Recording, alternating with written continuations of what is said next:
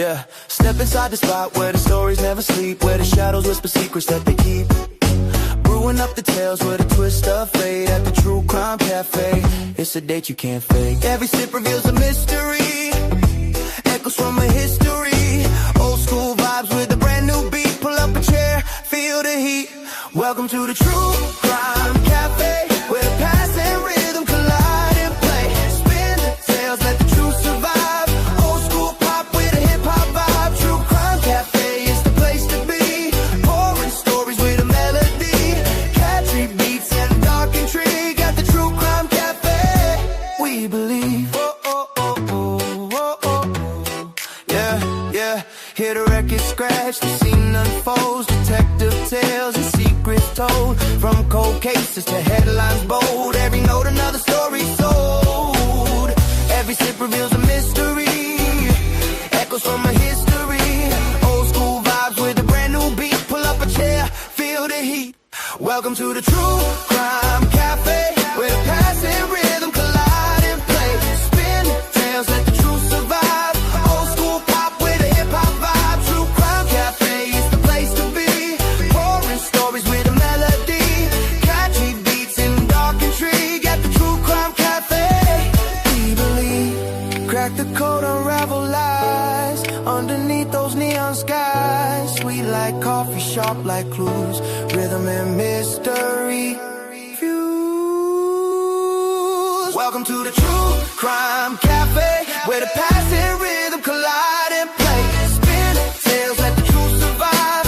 Old school pop with a hip hop vibe. True Crime Cafe is the place to be. Pouring stories with a melody, catchy beats and dark intrigue. At the True Crime Cafe, we believe. So come around when the night gets deep, yeah.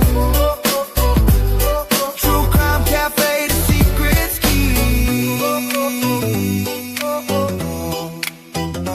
Yeah. Oh yeah, yeah. Oh. So gone, yeah. Step inside the spot where the stories never sleep, where the shadows whisper secrets that they keep. Brewing up the tales with a twist of fate at the True Crime Cafe. It's a date you can't fake. Every sip reveals a mystery, echoes from a history. Old school vibes with a brand new beat. Pull up a chair, feel the heat. Welcome to the True Crime Cafe, where the past and rhythm collide and play. Spin the tales, let the truth survive. Old school pop with a hip hop vibe. True Crime Cafe is the place to be. Pouring stories with a melody, catchy beats and dark intrigue. At the True Crime Cafe, we believe. Yeah. Hear the record scratch, the scene unfolds. Detective tales and secrets told, from cold cases to headlines bold. Every note another story sold. Every sip reveals a mystery, echoes from a history. Old school vibes with a brand new beat. Pull up a chair, feel the heat. Welcome to the True Crime Cafe, where the past and rhythm collide and play. Spin tales, let the truth survive. Old school pop with a hip hop vibe. True Crime Cafe is the place to be. Pouring stories with a melody, catchy beats and dark intrigue. At the True Crime Cafe, we believe. Crack the code, unravel lies underneath those neon skies. Sweet like coffee, sharp like clues, rhythm and mystery fuse. Welcome to the True Crime Cafe, where the past and rhythm collide and play. Spin tales, let the truth survive. Old school pop with a hip hop vibe. True Crime Cafe is the place to be.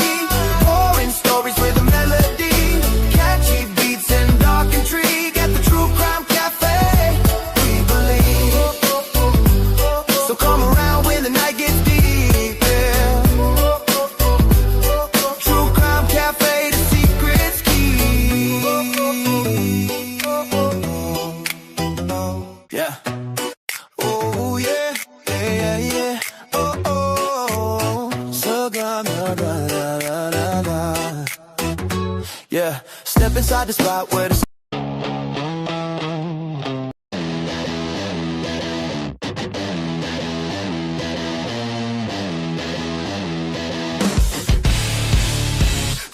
much at 4 a.m. Brains a busted circuit. Bethany said I'm dumb, but I ain't one to word it. She the funk, I'm the liar. Tangled in her prior. Super nice people, dust clouds when I fire. Don't know what happened, dream or disguise.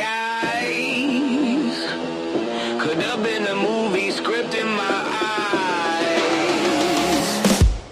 Pretty much that's all I can muster. Rusted gears grind, my head's a fluster. Bethany's gospel says I should be crying, but maybe I'm dreaming, or maybe I'm lying. Clock tick-tocks, heavy like my boots on gravel. Thoughts unravel, demons dance and I travel. She a preacher of pain, I'm the choir of blame. Burn bridges like my nights, no two flames the same. 4 a.m. truth's a whisper in the haze. Dreamt or lied, can't tell in this maze. Pretty much that's all I can muster. Rusted gears grind, my head's a fluster. Bethany's gospel says I should be crying, but maybe I'm dreaming, or maybe I'm lying.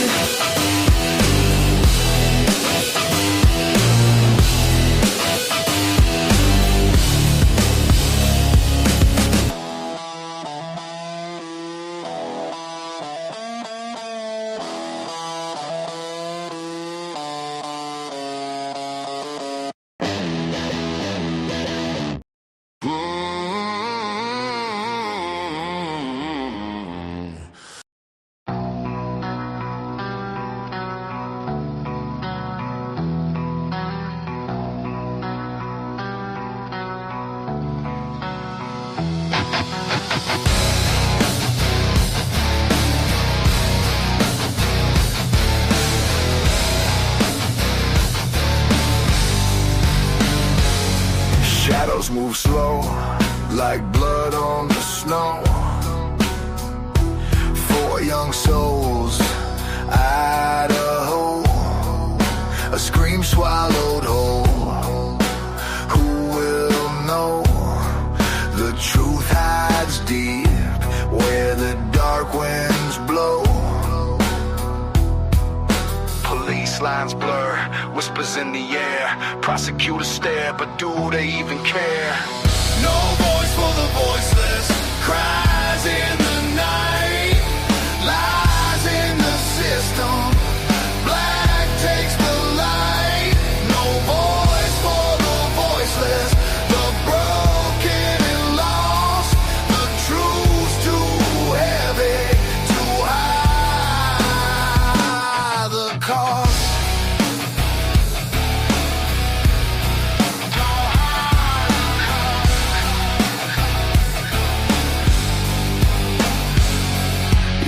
A whisper, a knife in the dark.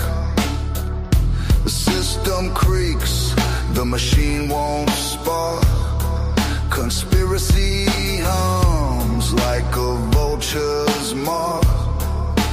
Broken lives, just ashes in the park. Corruption's a shadow, it devours the weak. They silence the truth before it can speak. No voice for the voiceless. Cries in the night. Lies in the system. Black takes the light. No voice for the voiceless. The broken and lost. The truth's too heavy to hide. The cost. To hide the cost.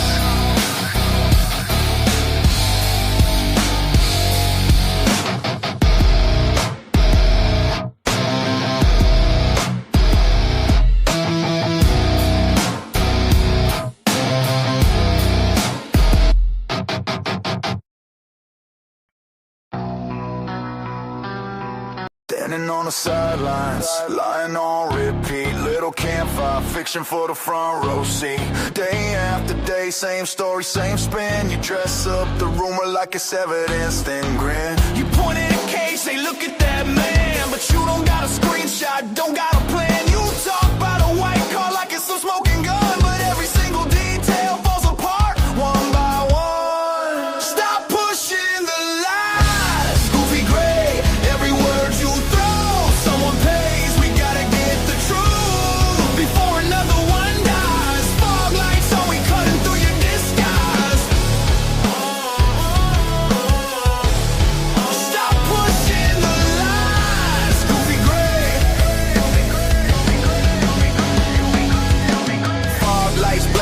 still mumble in the haze. Goofy gray static, every channel, every day. You shout, I got proof, but your pockets stay bare. Just echo in the alley, just dust in the air. Just another idiot, storytelling every day. You build crooked houses out of things you can't say. You sell loaded rumors like they're holy signs, while family sits shaking on the other side of the line. Stop pushing the lies, goofy gray. Every word you throw, someone pays. We gotta get the truth before another one dies. Fog lights on, we cutting through your disguise. Stop pushing the lies, goofy gray.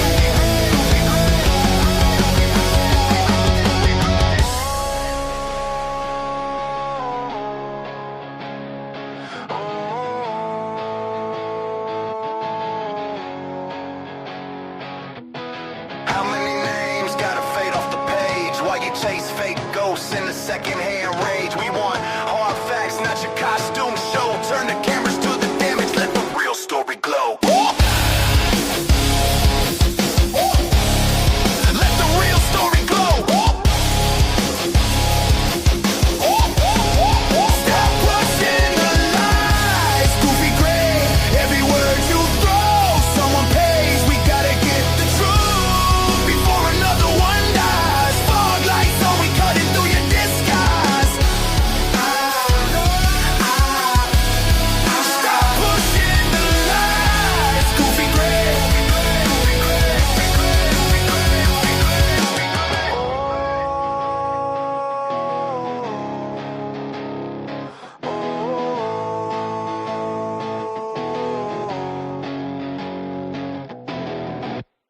Standing on the sidelines, lying on repeat.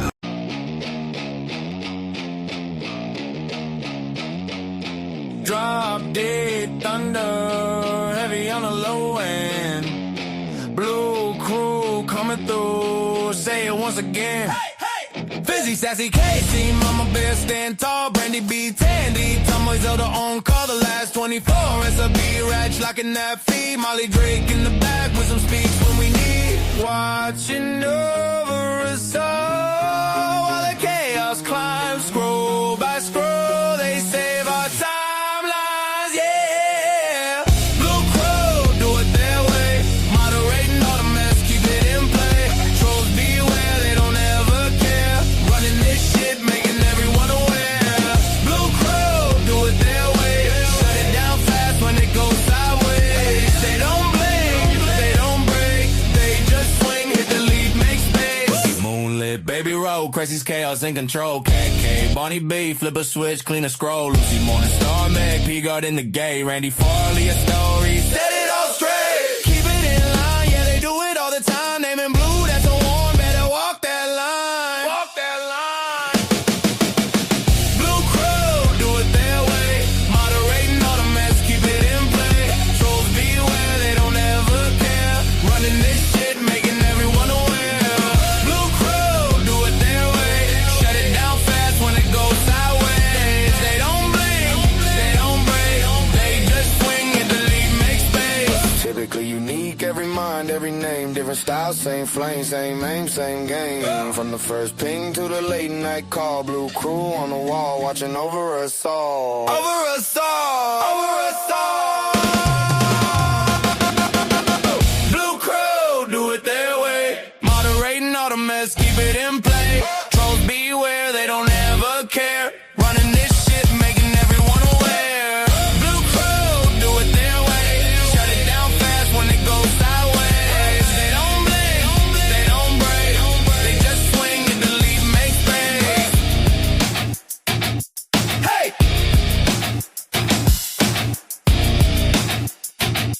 Hey!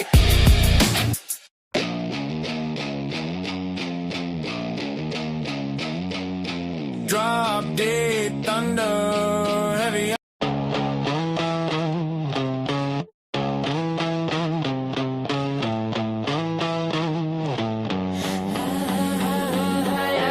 $19.60 on the clock face, 4 a.m. bleeding through the blinds, phone glow, floor cold, heart race. Can't tell the truth from the lines. Bethany says, can we go home? I laugh, but I'm not alright. Everyone kind, everybody jokes. Nobody sees frostbite. Pretty much at 4 a.m. My brain says it happened, I don't know when. Thought it was a dream, but I knew it was a lie. Only thing I don't know is why. Can't tell right from wrong tonight. Bethany wants to go, I hold too tight. Everyone is super nice, but nobody knows my soul is cold as ice. Fake crying in the bathroom glass. Red eyes, but I'm still dry. I talk big, then I walk it back. Can't look myself in the eye. Pretty much friends and such around. Must have been drunk, but I ain't trained. Hate the way my words fall down. My lies hurt people, I think.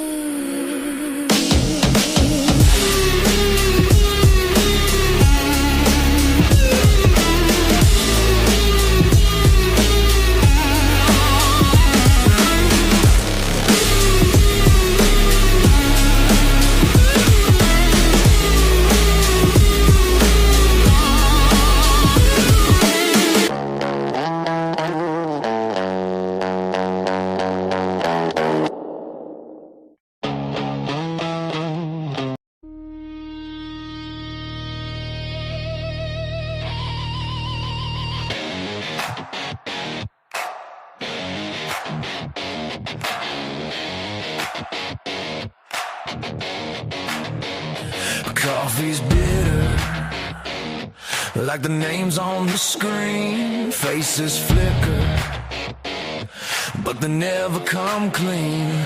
Every headline feels like one more scam. Whole damn system built on sleight of hand. We've been patient, boiling over, tired eyes, late nights, fighting sober. Every story points the same way.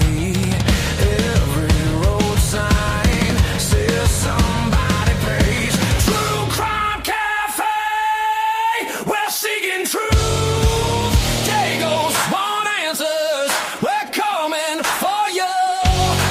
Crooked as hell and you laugh in our face. Darkness covered crimes, we light up this place. All we want is justice, that's the only ask.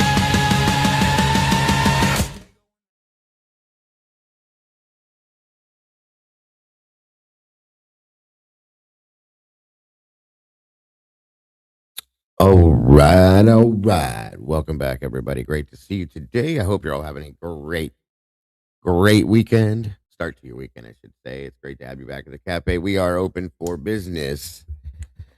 Heading back into Idaho. We're going to be looking at, well, we recently reviewed Dylan's text messages, so on and so forth, all that fun stuff, which in turn has brought my mind back to wondering about some other things. So we're going to look at some stuff here, guys. Some stuff we've seen already, but we're going to relook at it in some senses and discuss it and see if we come up with anything new based on what we've learned recently, looking stuff we've already known. So we're going to go back a little bit and back and forth, forward, back, back and forth, whatever you want to call it. We're going to be looking at new stuff, old stuff, whatever it is. We're going to be looking at it and talking about it. So I hope you're here for it. As always, much love to you all for joining us today. Much appreciation, guys. Make sure you share this out. Please make sure to hit the like button if you will. And let everybody know what we be doing in here. And you know what happens next. Let's do it.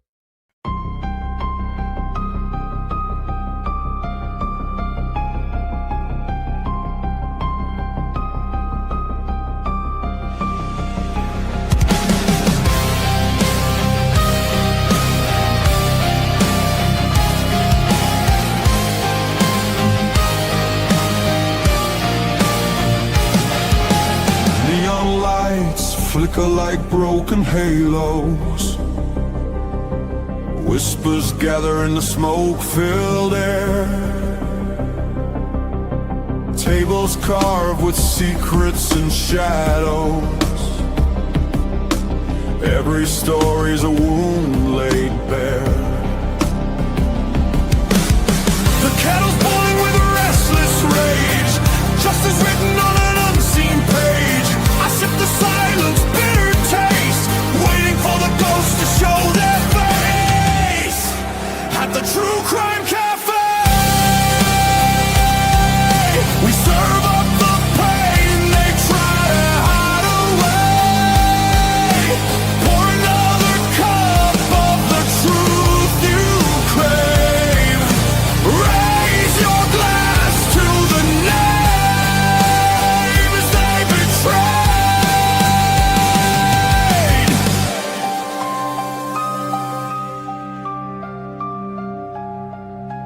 Mirrors cracked, reflections are liars.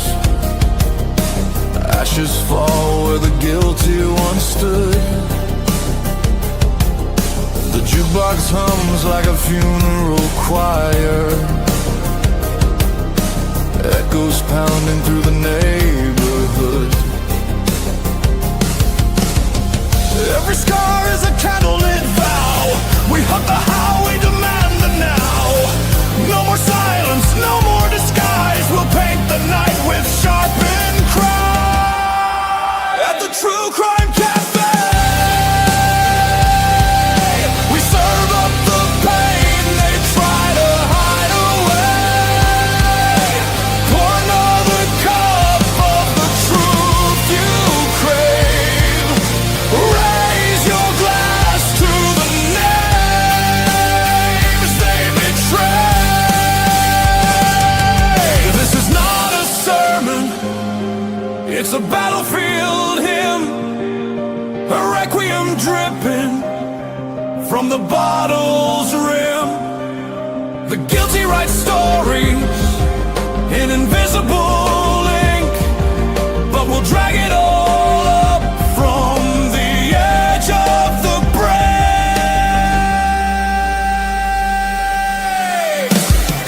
At the True Crime Cafe,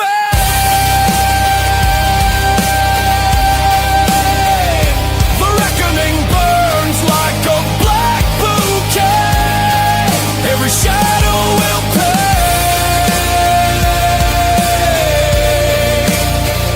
In the True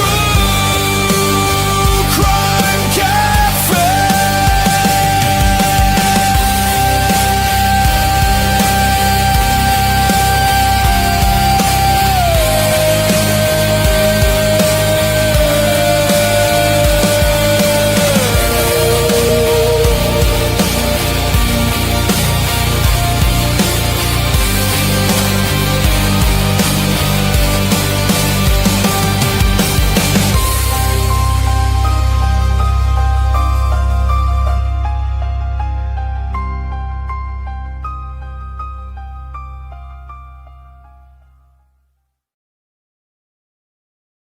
All right. Welcome back, everybody. Great to see you today. I hope you're all having a great day today again.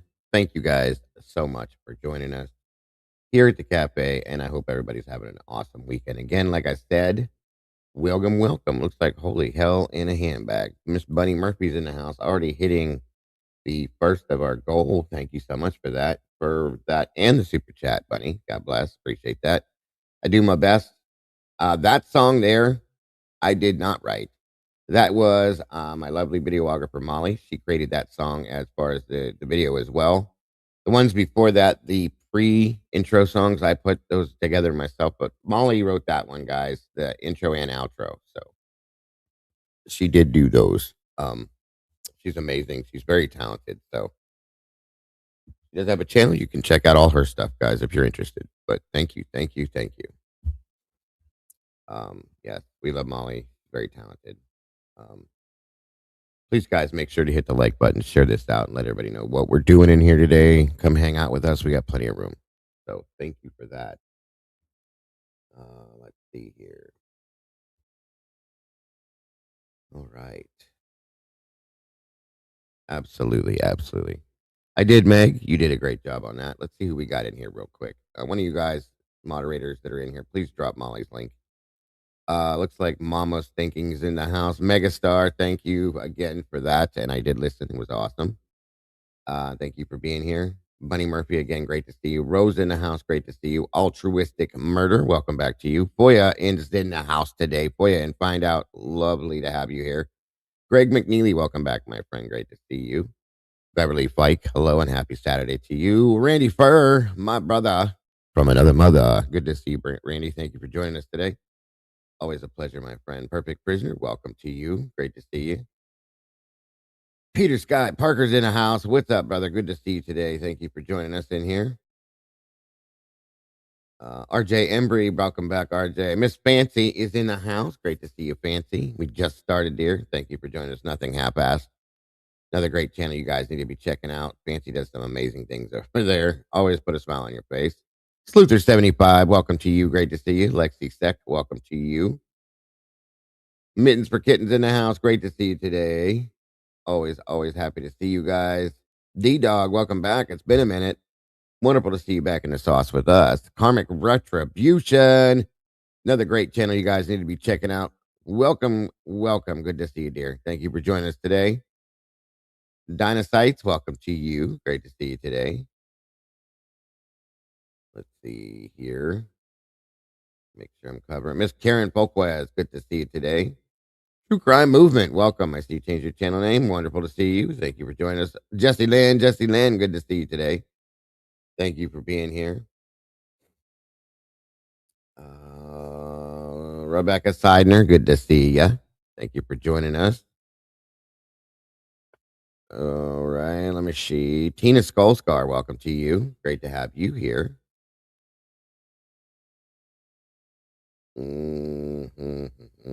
Sylvia Hurley, welcome to you. Appreciate you so much from Cape Breton, Nova Scotia. Welcome. Love our Canadians in the house here. Jen 7, always happy to have you here, dear. Thank you for joining us. True. Let me see. Somebody just jumped. Chihuahuas and crime. Good to see you. Pennywise, welcome back to you, my friend. Hey, Georgie. We all float down here, Georgie. Mystic Virgo and Vixen. Mystic Virgo Vixen. Good to see you. Michelle Weddle, welcome back to you as well. Riz Biz, what's going on? Great to see you. Thank you for that. I appreciate that very much. We got number 1 on it so far. Let's see. Paula, the positive one. Fitzhenry, good to see you, Miss Paula. Thank you. I think we got Harisa, good to see you today. Thank you for joining us. Moonlit Baby, good to see you. Heidi HC, good to see you. Lisa Q, welcome to you. All right. Susie QZ, love the name. Good to see you.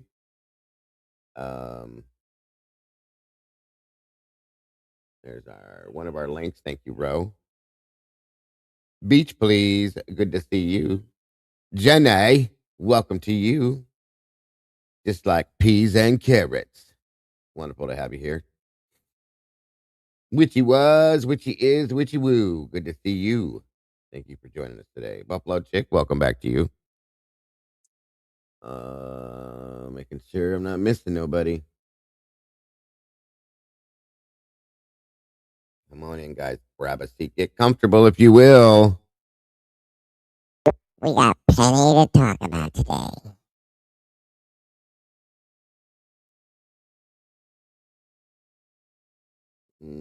Okay, I think I did catch everybody. If I didn't, I will catch up with you. Looks like we got 88 people in the house, 62 likes. Please make sure to hit that like button, if you will. That way we can get this in that algorithm. Right Turn Clyde, good to see you. Sausage Biscuits in the house. Firestar 77, love the name. Welcome. Good to see you. Lisa Winchester, welcome to you. Come on. Grab a seat, guys. Get comfortable.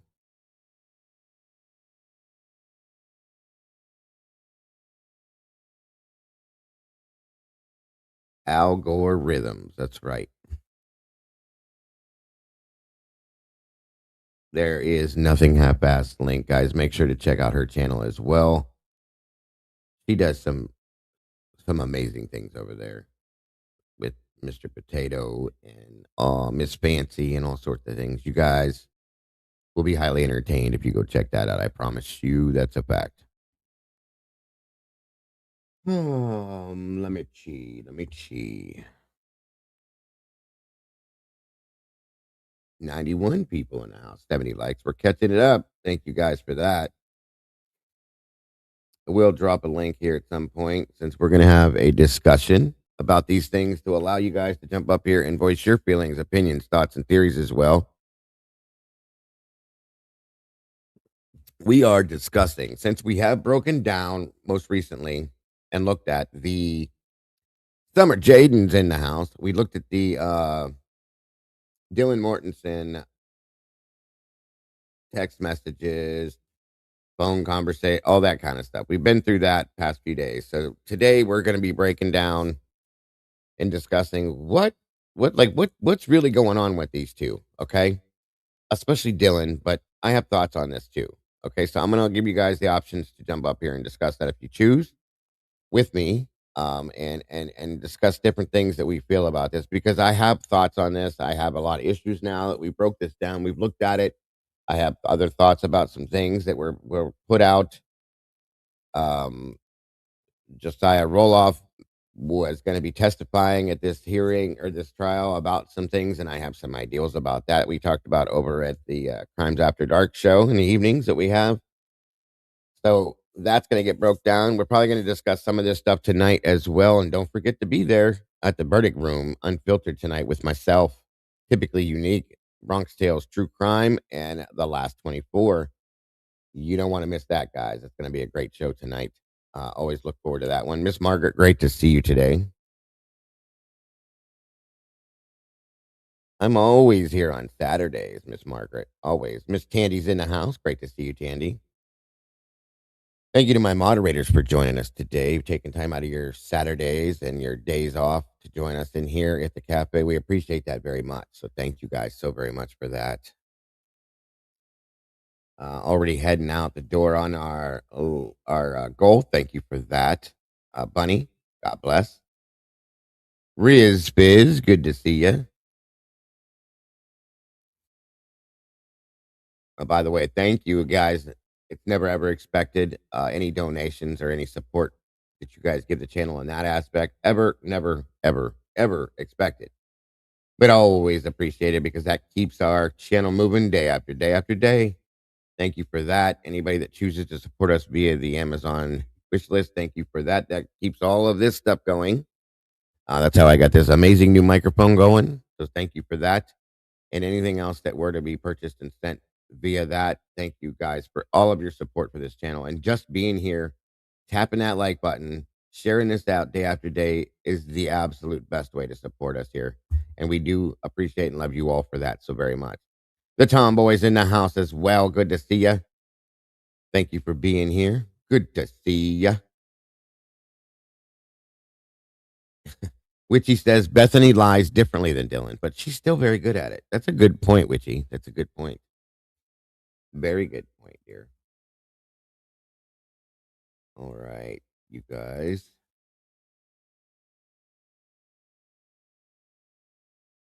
All right, we got a link pinned here in the chat at the top. If anybody wants to join us, you're welcome to as we get kicking into this. 111 peeps in the house, guys. 76 likes. We are moving right along with this.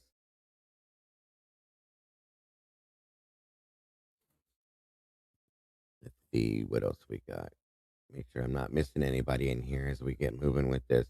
We're going to probably review some interviews again, go back to these interviews, because now that we have looked through these text messages, Snapchatting, phone calls, all of this stuff, we're going to talk about that stuff and listen and look at those things again. Little mix of everything, guys. I think it's important to review those things again. I like to do this a lot. When we learn something new, I like to go back to the old stuff, relook at it again, and put it back forward in front of us and say, hey, does this look different? Does this sound different? Does this feel different? And that's, I think, important. Jesse Schul's in the house. Good to see you, brother. God, I miss you. Love having you up here, Jesse. Always a pleasure to see you, bro. Always a pleasure. Guys, make sure you subscribe with Jesse Schul's picks as well. Jesse's a great friend of the channel, and it's always a great time when he's here, and it's always an honor to see him here. So thank you for being here, brother. Bethany was much better at avoiding the timeline. I think because she left. She took off and she never came back. You know what I mean? So thank you, Karmic. I appreciate that, dear. Appreciate you being here as well. And at some point, you guys, I think some of this is going to come out, whether we bring it out or not. But I think it's going to come out at some point. People can only hold on to lies for so long, in my opinion. And then eventually, they just can't handle it. And it will happen, in my opinion. It will happen.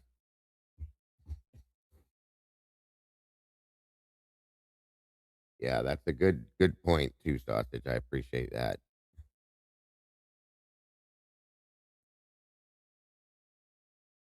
God. Oh no, it's okay, Riz. That's okay. You did a great job up here. I appreciate you joining us. Very much so.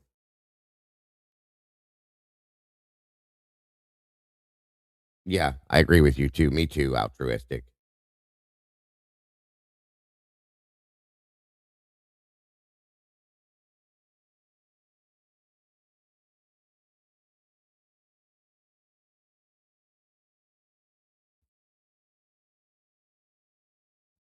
I'm down with that too, Jesse, for sure.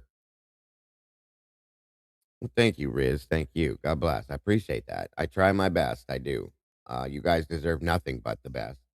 And I've always tried to give that to you guys at every aspect. So I appreciate you saying that. It means a lot.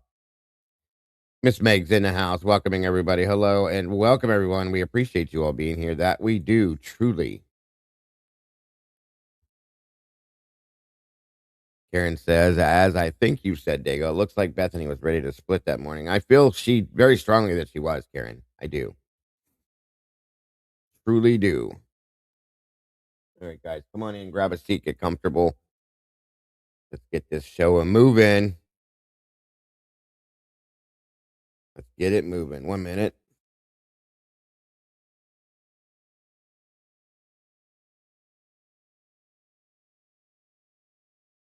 High Heels and Henny, welcome to you.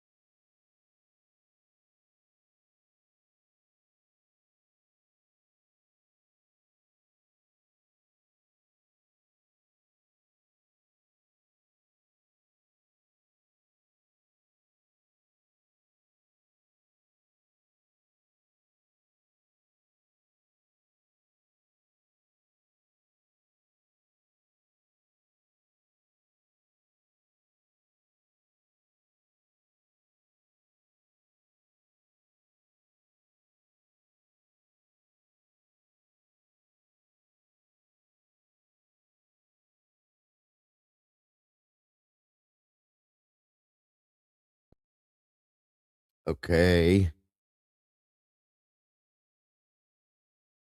Lexi says the camera footage from 11/12. Can't the homeowners share the original footage? The one that was released had to be. Well, and you know what? That's interesting. I've wondered, Lexi, if they wanted to share that. You know what I mean? I've always wondered what they actually knew about this situation. And if they did, if they were trying to hide anything as well. That's just been a curiosity of mine, but that's a great question you're asking there, I think. Um, Sausage. Biscuits, I don't see how anybody with eyeballs and any common sense can legitimately listen to the security footage and really look at the evidence and believe that Bryan did this as we are told. I agree with that one. I do. I do. But there are people that do that. Welcome home, Jesse, and make that coffee because you know how important coffee is around here. Thank you, Lisa, for being here. We appreciate that.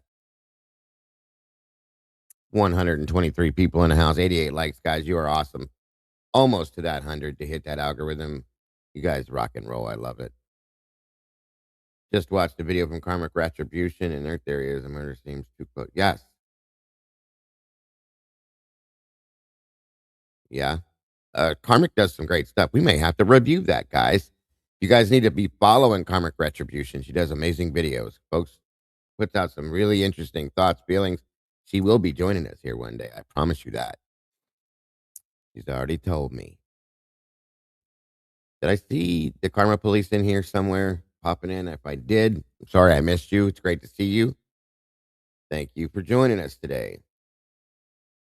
When BK pled guilty, I had a lot of people close to me. Yeah, I remember, Jesse. I was in that group of people being laughed at as well, but that's okay. When all this flip turns upside down,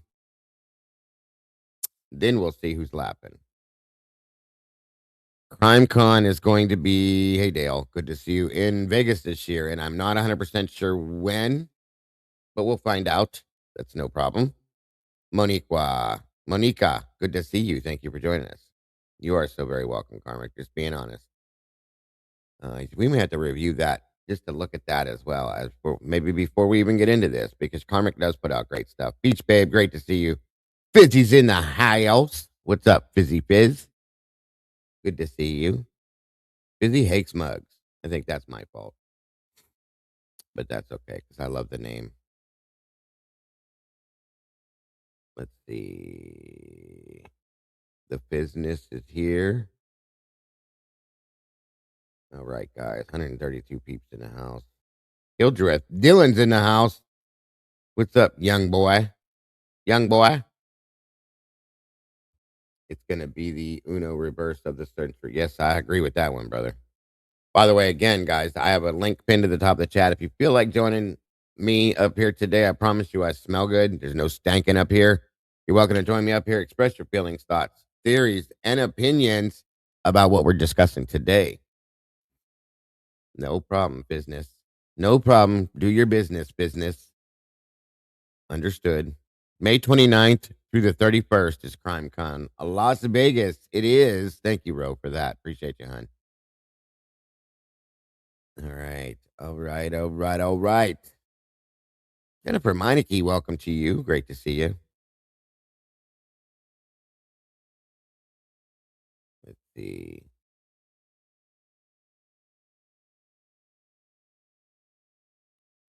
All right. So let's do this then, since you guys brought it to my attention.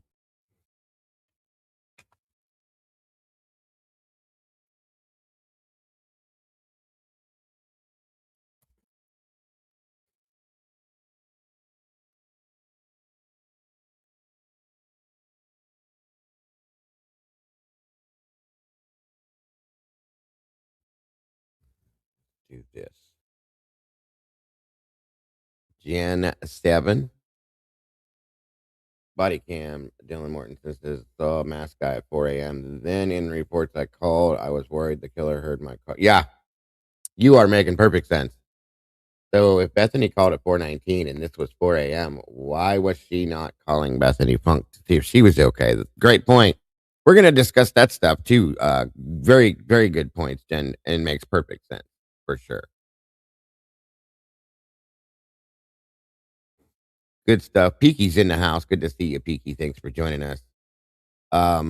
Absolutely stuff. Great stuff, Jen. So we're going to get into that perfectly. Perfect sense.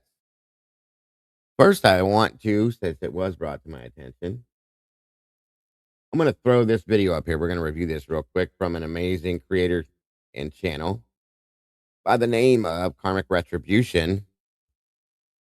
She makes these videos, okay, and she puts out her thoughts, her feelings about what she thinks, what she's feeling at that point, what she's gathered from the things she's seen. You got to go check her out, guys. She does amazing work. And again, she'll be joining us here one day. I promise you that much. She's already said she would, so I'm holding her to it whenever she can get the time, because she's such a busy lady. Welcome, Blue Devil. Good to see you. Girl, glad to have you here, Jen. But let's check this out real quick. you guys make sure that you don't forget to subscribe to Karmic Retribution. The link will be in the chat right about here. She does make sense, folks. The things she just breaks down, the way she does it, it does make sense. Okay. So let's check out Miss Karmic and her thoughts real quick here from yesterday. Guys, it's been a minute. This isn't no saucy spiced up banger. It's just me pulled over in a car with a couple of thoughts. Let's get into it. Night frost on the windows, blue tape round the truth. 4 names in the headlines, but the story's missing proof. Yeah. Disclaimer, everything in this video is my opinion and my opinion only. Vulgar language will be used and graphic content will be discussed. Karmic Retribution.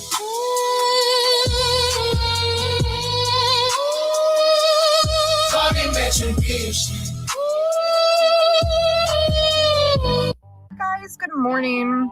It's been a minute. I've been really busy, so I just wanted to hop on and discuss something. I had a quick little thought, and I figured I would pull over and spit it out real quick. So I've been editing this project for about almost 2 weeks now. The other night, I was focused on the guest bedroom, and in there you can see Ethan's golf clubs, right? Well, we've all seen the body cam like a million times where Blaker walks past the guest window and kind of leans in to look, and you can see the golf clubs there, right? And there's about 4 to 5 of them inside of the bag.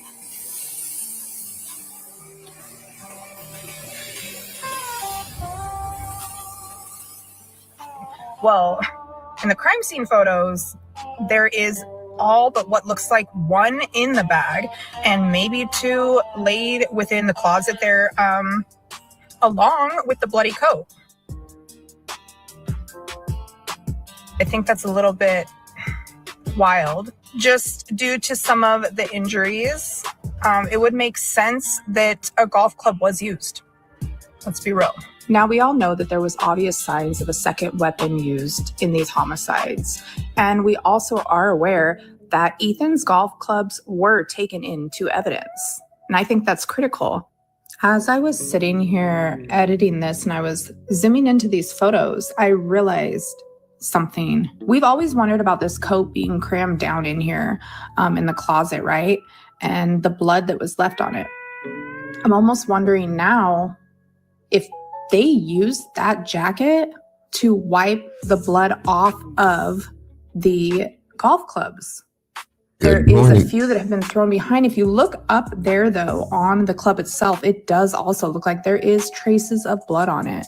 The reason this came to mind is because when you do look at the blood pattern on the coat, it is kind of dense and oddly spread, almost as if they just bundled the jacket and wiped it off of the club itself onto the coat, transferring the blood into that pattern. I also feel like that could be pretty telling just as far as like age realm of who committed the crime. If it was a younger person doing something that's stupid, you would. In a freak out moment, you would grab something right there, wipe off the blood that's visible, and cram it down into that tote, hoping that other clothing on top would kind of hide it. I think that whoever did the cleanup around this house was a little bit ignorant, in a sense, to think of the depth that they might look. The fact that they thought that it was cleaned up enough where they wouldn't look. And to me, that doesn't seem like a professional of any kind. And it doesn't seem like a mature mind of any kind. It comes off very much as a younger panic moment.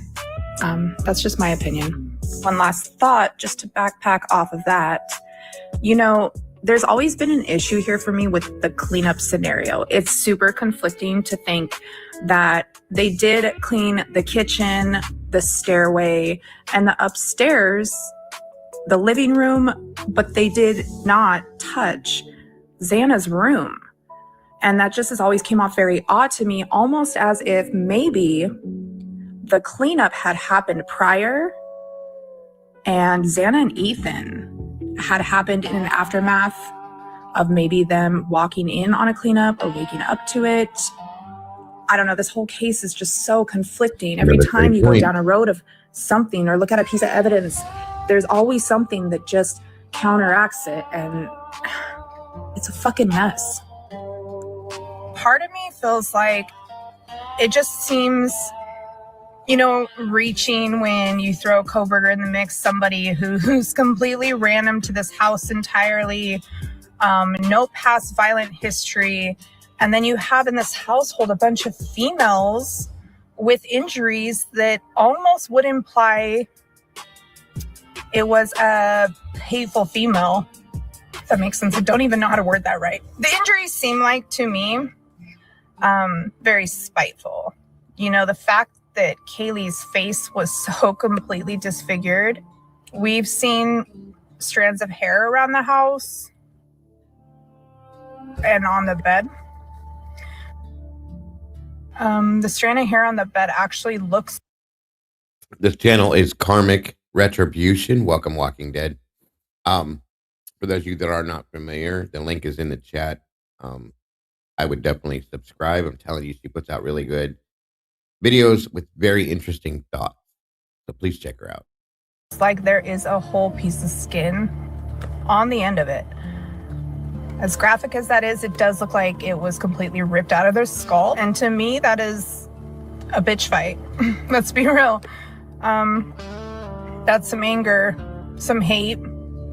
When we're looking at a lot of the things that were said, the way Dylan kind of implies Kaylee was the mom of the house, and how when she would leave, Xana would be excited to party.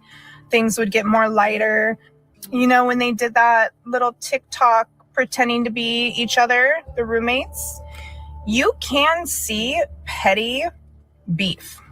I'm telling you right now, if you pay attention, you can see who does kind of fuck with each other and who kind of has a little bit of underlining issues.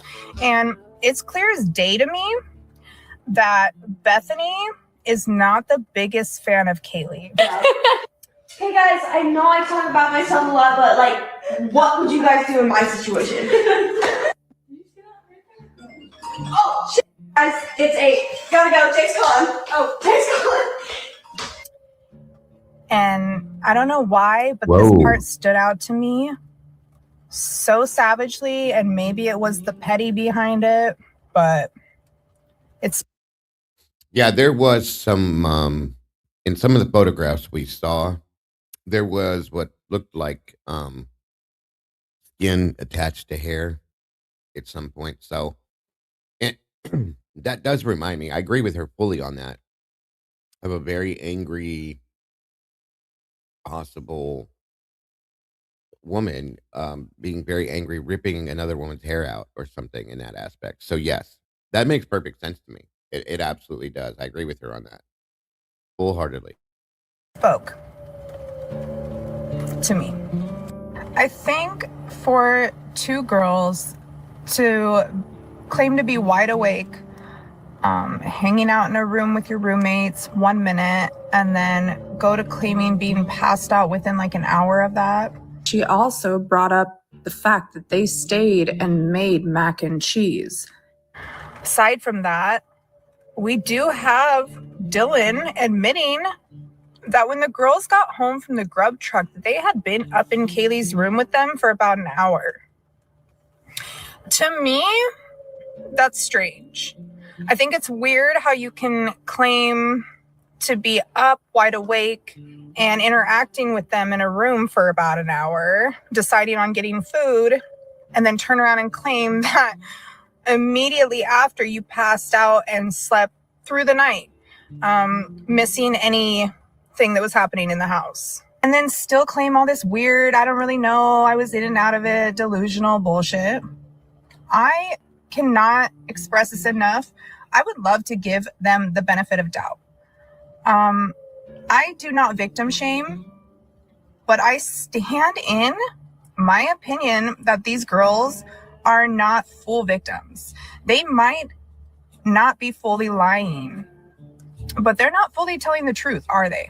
either. So there's that. I wanted to touch a little bit on Hunter Johnson also. I've had some thoughts about this. You know the Snyder body cam where he's explaining Hunter grabbing the knife out of the kitchen due to being paranoid that somebody was still in the house. This came out February 27th, yesterday, by the way.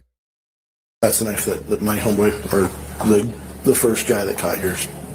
If we kind of keep that in the back burner for a minute, I think that's a little bit wild. And I think it's very conflicting when you see the injuries, the cleanup of the house, the entire situation. Wonder if it's a possible. Well, the statement was made. Well, it wasn't a statement. It was in a document that Judge Hippler put out, that there was a little powwow in Kaylee's bedroom between Kaylee, Maddie, Dylan, and Bethany.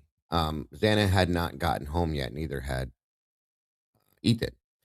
So there was that whole interaction up in that bedroom around 2 a.m. Dylan called Gower at 2:10 about food, then changed her mind. So then we see there was an empty box of mac and cheese sitting on the table in the kitchen. And I think it was referenced at some point that they had made some instead of ordering it, going to get some. So that did say in the statement. Just saying. Possibility.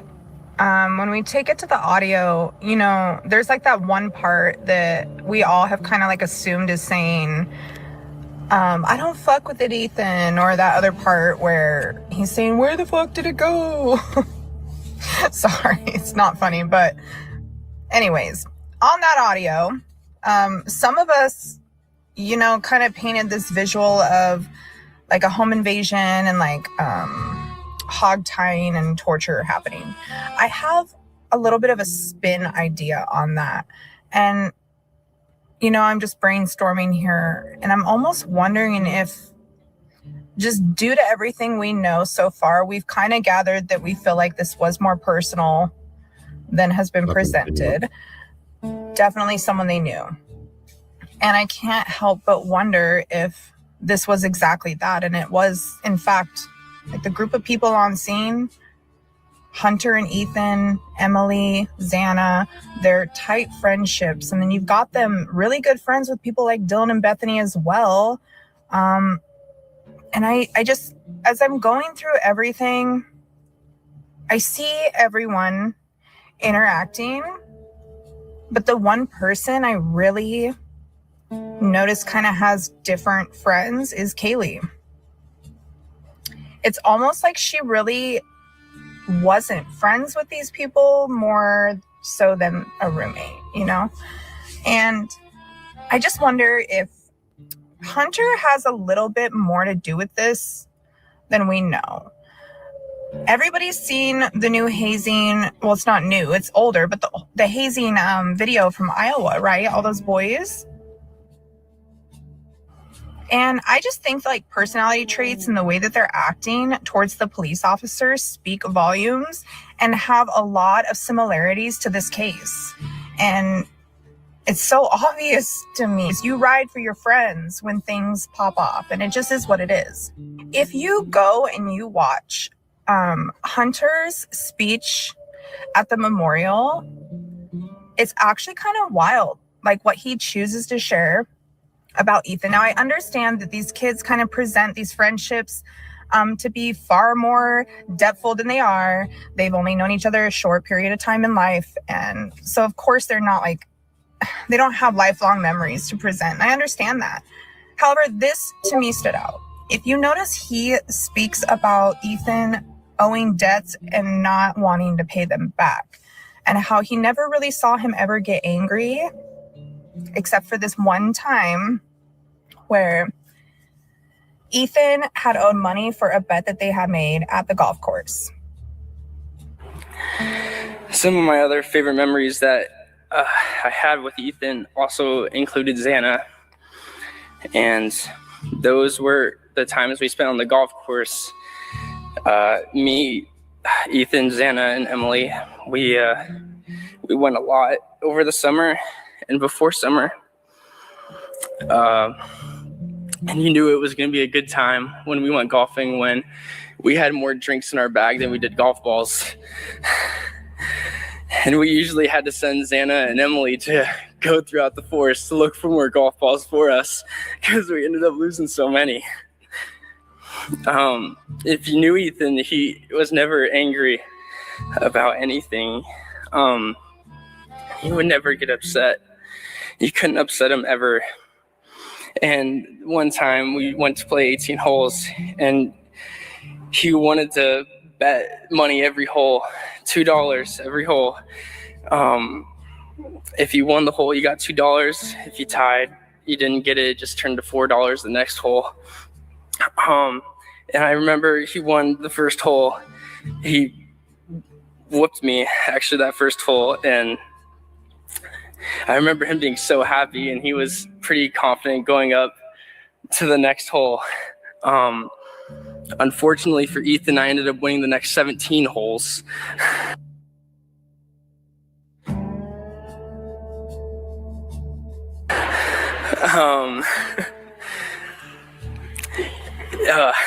If you also knew Ethan, you knew he wasn't great with money. And so it wasn't a great feeling when I had to come up to him and ask for the $34 he owed me after the rounds. Because he would ask me to get him drinks every week. He'd say, "Hunter, I need some Bud Light Limes. Can you go to the store and get me some?" And I was like, "Yeah, Ethan, I'd love to. After you pay me back for the last 2 weeks that I got you Bud Light Limes." But so yeah, as you suspect, I never got those $34. And he never paid. But I always thought that was a really offhanded statement to make at a memorial service about your friend dying. Very offhanded, and it makes no sense to me. So just put that out there. Paid him for that, and one day he had told him to go get him some like Coors Limes. I don't drink, so I don't know, Bud Light Limes, whatever they were. And he snapped back with the, "Well, when you pay me what you owe me." And I just thought that kind of stood out, you know, considering that the very table that that knife was placed on, there is a Coors Lime bottle right there. It's almost as if at the memorial, Hunter was intentionally telling the true story of what had happened that night in a weird form. And it was almost like the ones who knew. And I never truly thought those two were as close as he claimed they were. This is my opinion, but just saying. Nerves in this entire thing were very apparent, and they did not come off as nerves from being hurt more so than they did as someone of guilt. Part of me wonders if he wasn't talking so much about golfing as much as he was talking about an actual fight.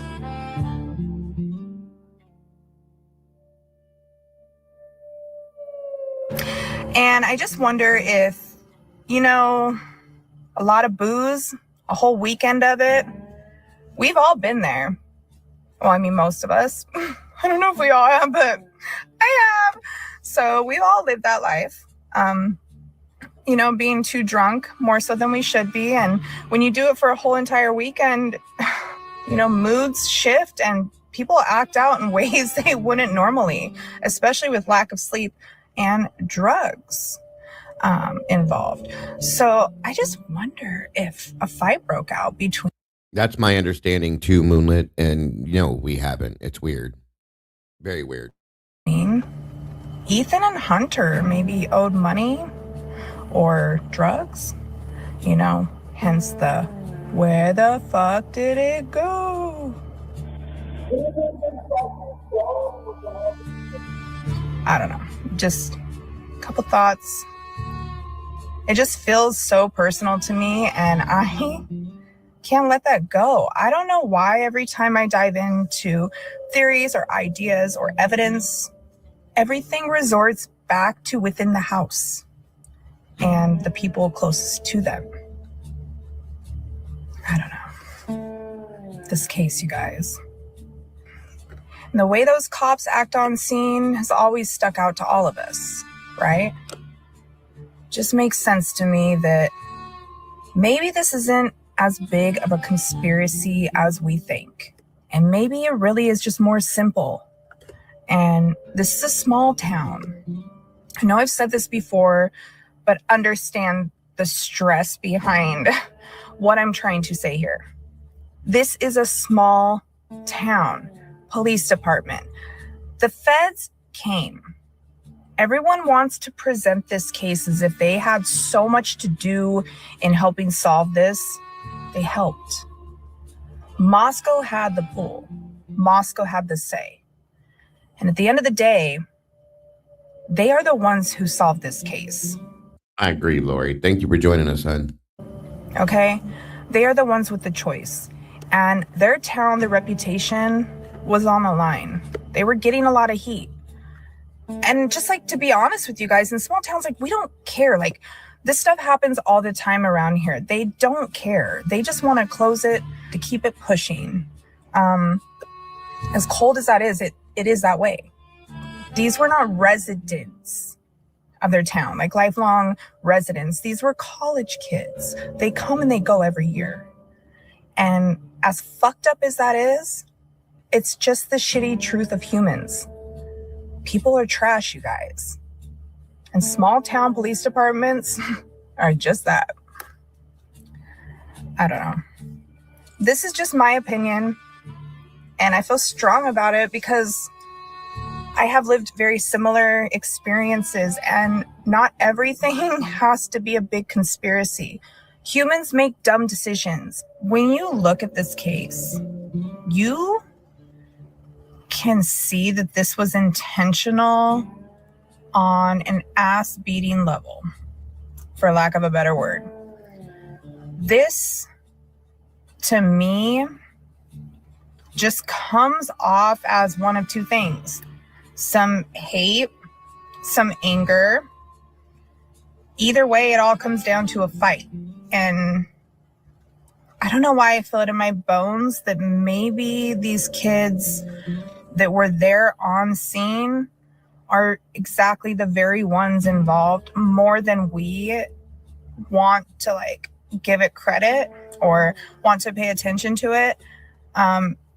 It could have been there in our face the whole time. And, you know, there is the theory that this did happen earlier, and we cannot be naive to think that they might not personally know some of these cops that work in that town.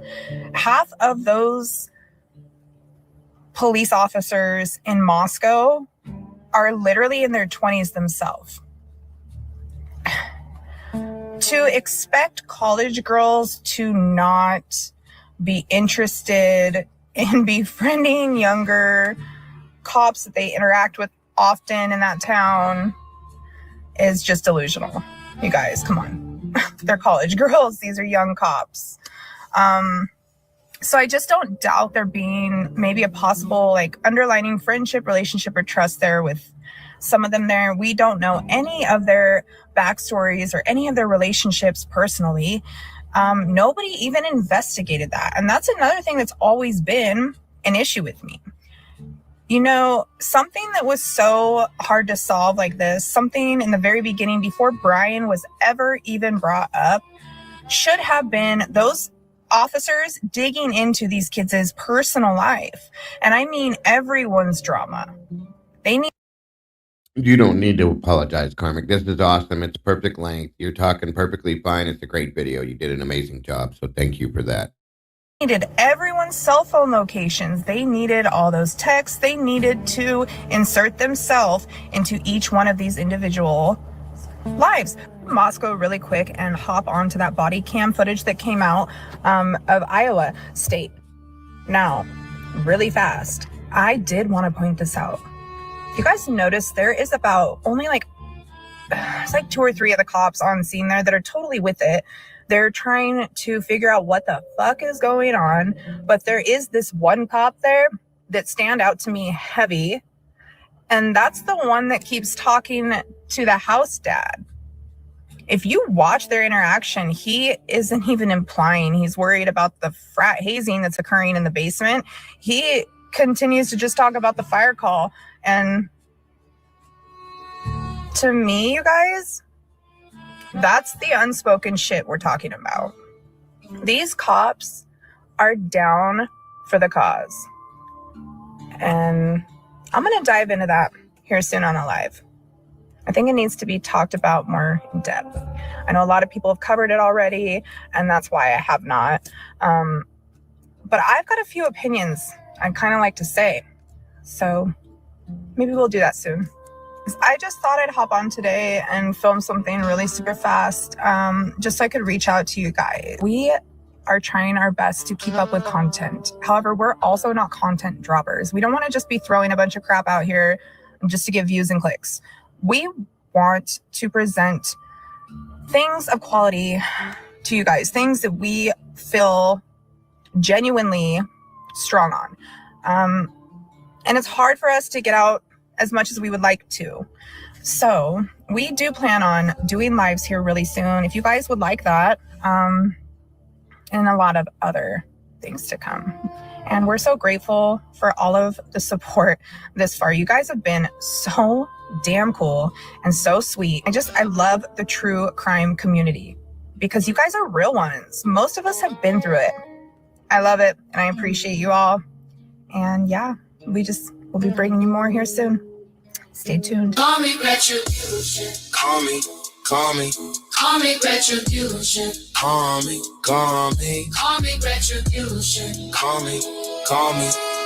retribution. Night falls down the window.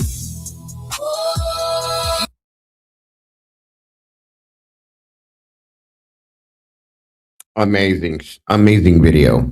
Thank you so much for that, Karmic. I appreciate you. I'm glad you're in here today. To be able to thank you for that. You did a great job with that. It made some very interesting points, folks.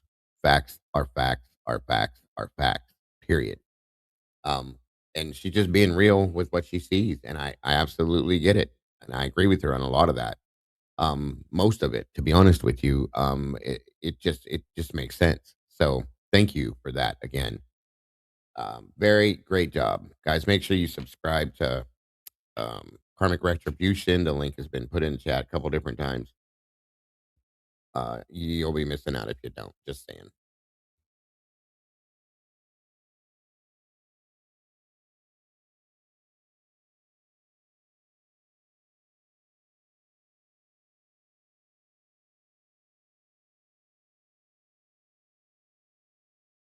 All right, let's move this along. Again, thank you for that video, Karmic. You did a great job, as always. All right, guys, moving forward. Hey, Kim, good to see you. If you guys are just jumping in here, please make sure to hit that like button, share this out, and let everybody know what we're doing. Appreciate you guys so very much for that.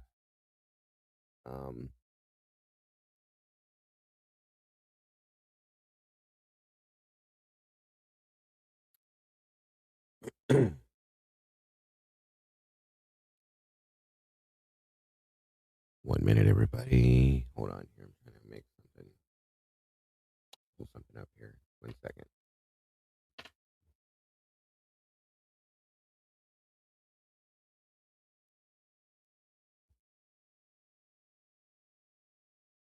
Okay, give me a second. It's taking a second to do this.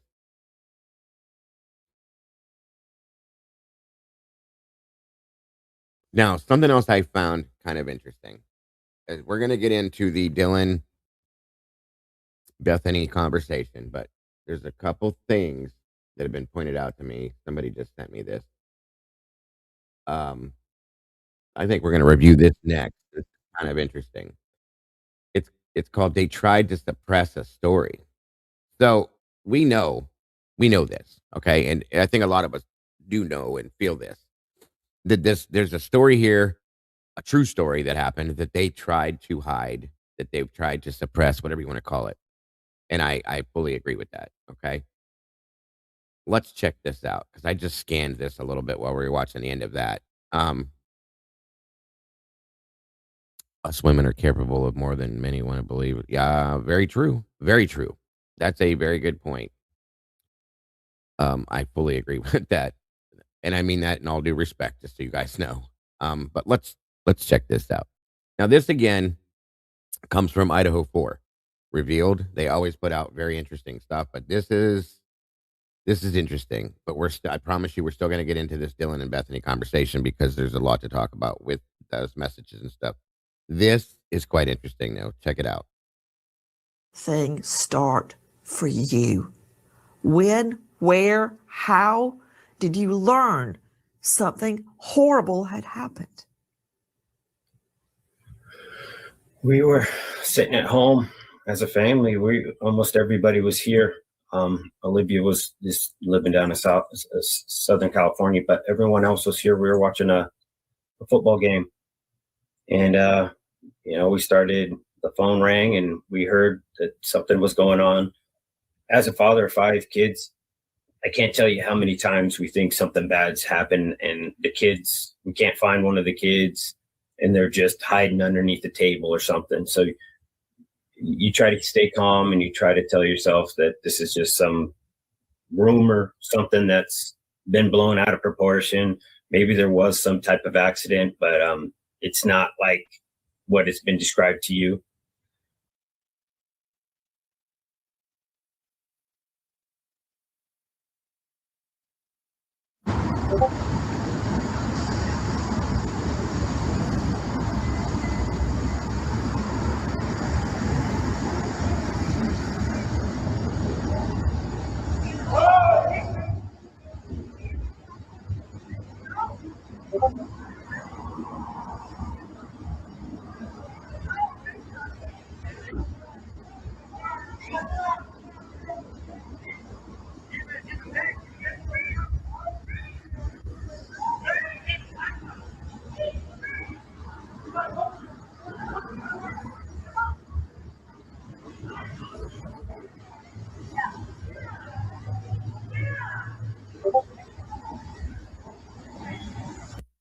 And we brought up the shooting. We'd heard somebody said fentanyl and stuff. So yeah, somebody said that they had OD'd. And thank God he did that. I'm so glad that I get so many people who just won't be honest with us, but he was like, no, Mr. Gonzalez, that's not true. This was a homicide. Somebody killed. So we knew right off the bat. So then we could stop the rumors right then and there, try to do the right thing. But yeah, my son had already heard that it was a fentanyl OD. He's still going to college down there. We were like, that's insane. Like, there's no way, And then we had heard they were shot, and then we heard that it was an OD. We were just like, no. My son had already heard that it was a fentanyl OD. What is the difference between the statement, my son had already heard that it was a fentanyl OD, and the statement, my son had already been told that it was a fentanyl OD? I'm certainly no English scholar, but both of these statements are examples that describe an action that happened before another action in the past. By using the term had already heard, Steve Gonsalves uses an active voice, whereas the term had already been told is more so in a passive voice when used. Steve, using the active voice, focuses on Stephen Jr.'s knowledge, whereas use of the passive voice focuses more on the informer's action. The active term, had already heard, implies that the information was received in a rather vague way, as though it was a rumor or simply overheard, whereas the passive term, had already been told, implies direct communication. While both ways of saying something similar, while having different connotations, you can expect that when somebody uses the term had already heard, it is in the implied context of Steve Jr. already knew it. One says that when they want to And that's something we talked about a while back about Steve Jr. being there on campus when this happened and what he actually knew or didn't know. I think that's interesting. Welcome, Matt. Good to see you, buddy. Highlight that the information was already known to the subject. That info was already known by Stephen Jr. in this case. If Steve G would have used the term had already been told, it would have been said in the implied context of someone told him already. One says this when they want to emphasize that someone else provided the information. If Stephen Jr. is shown in a photograph in the presence of AKL fraternity members, one may assume that Stephen Jr. is. I think Steve Jr. was 19, 18 or 19 at that time, I think. Somewhat associated with the AKL frat. Therefore, is it fair to say that Stephen Jr., Kaylee's brother, may have received word from AKL frat members? So then, it is fair to say that it is possible that Stephen Jr. knows either of the AKL frat members who descended from the area of the 1122 King Road residence on the night of November 13, 2022, between 2:40 and 2:55 in the morning? Yes, these are the 4 males from the Banfield video. It is possible that they may have known if there was a substance-induced fatality or an unconscious state that either Zana or Ethan was under at that time. Let us proceed then.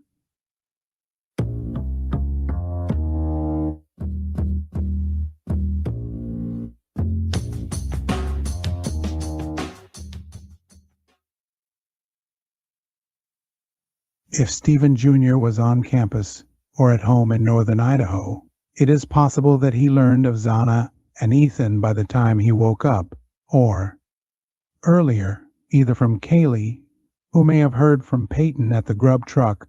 Surely Kaylee would have phoned her parents to let them know, if neither of them knew already, that it was Zana and Ethan. That may have been enough for Steve and Christy Gonzalez to worry about. This now becomes a case of things that they knew and things that they did not yet have knowledge about that were about to happen down in Moscow.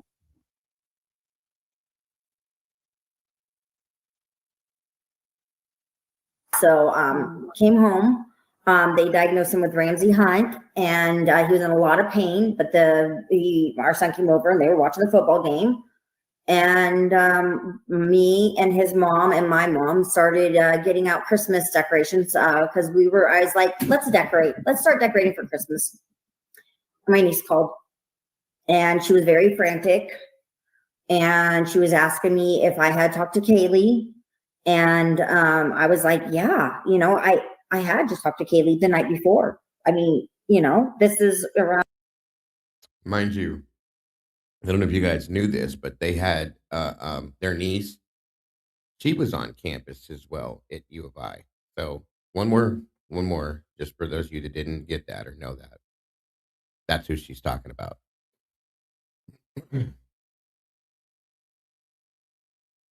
1:30ish. Tell me exactly what's going on. One of the roommates has passed out, and she was drunk last night and she's not waking up. Okay. Oh, and they saw some man in their house last night. Yeah. Hi. And are you with the patient? Okay, I need someone to keep the phone. Stop passing it around. Can I just tell you what happened pretty much? What is going on currently? Is someone passed out right now? I don't really know, but pretty much at 4 a.m. Okay, I need to know what's going on right now. Remember that statement.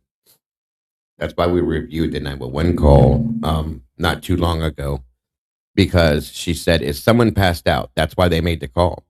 Dylan says, I don't really know, but okay, remember that. If someone is passed out, can you find that out? Yeah, I'll come. Come on, we gotta go check. But we have to.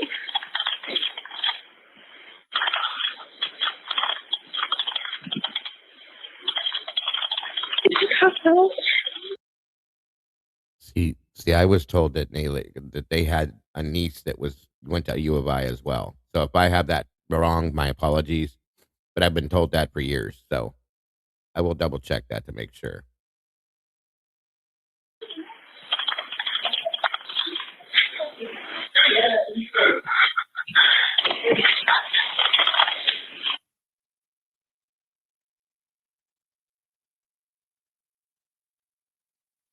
The phone rang and we heard that something was going on. As a father of 5 kids, I can't tell you how many times we think something bad's happened and we can't find one of the kids and they're just hiding underneath the table or something. So you try to stay calm and you try to tell yourself that this is just some rumor, something that's been blown out of proportion. Maybe there was some type of accident, but it's not like what has been described to you. Knowing what had happened to Zana at 1:19 a.m., consider how Kaylee's parents may have felt, confused upon waking, hearing that 4 of 6 roommates were possibly murdered, which would give credence to the following statement.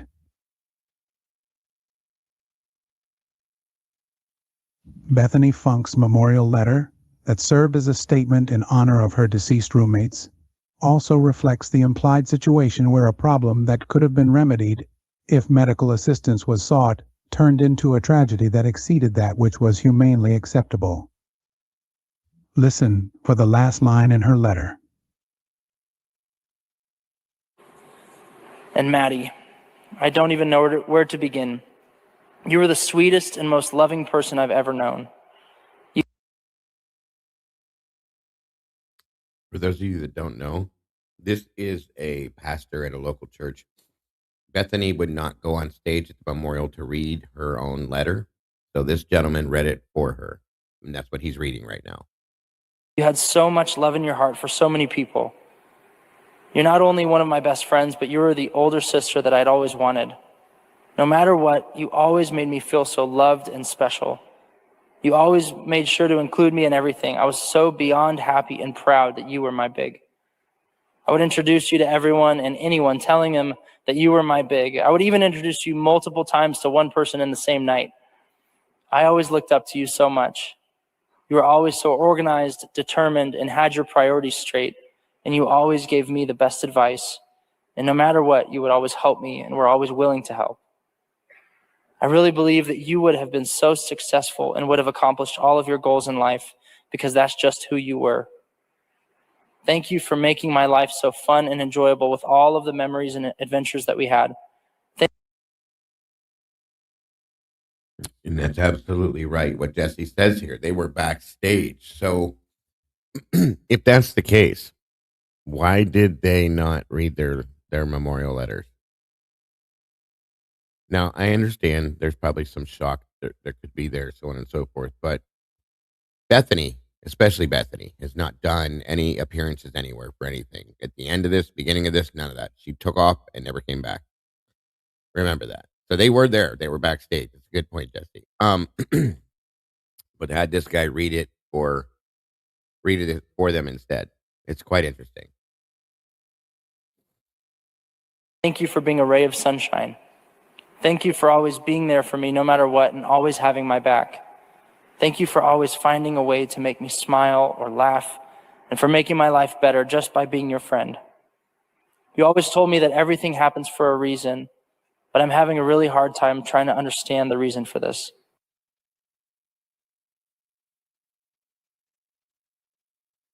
Okay, so you guys watching Vampire Diaries out in this the second level? Okay, and then for how long? I don't know. And then Maddie and Caleb came home from the club. And then we all hung out in Caleb's room for a little. So Maddie and Kaylee were at the club? Yeah. You know how long they were there? Probably till closing at least? I don't know. They went to drug truck after. You know how long they were there? Probably till closing at least? I don't know. They went to drug truck after. Which backs up a story that let's be honest, the 19-year-old didn't know they're going to go through her phone. They're going to track it. There's this CAS system. They're going to go all through this house. Know when they went upstairs, went downstairs. They didn't know any of this. And they're not talking about cleaning up a murder. Cleaning up a drug. So, how early did Steve and Christy know about Xana and Ethan? They must have known that Xana fell unconscious, while Ethan slept as long as he was able, as others kept his pulse rate.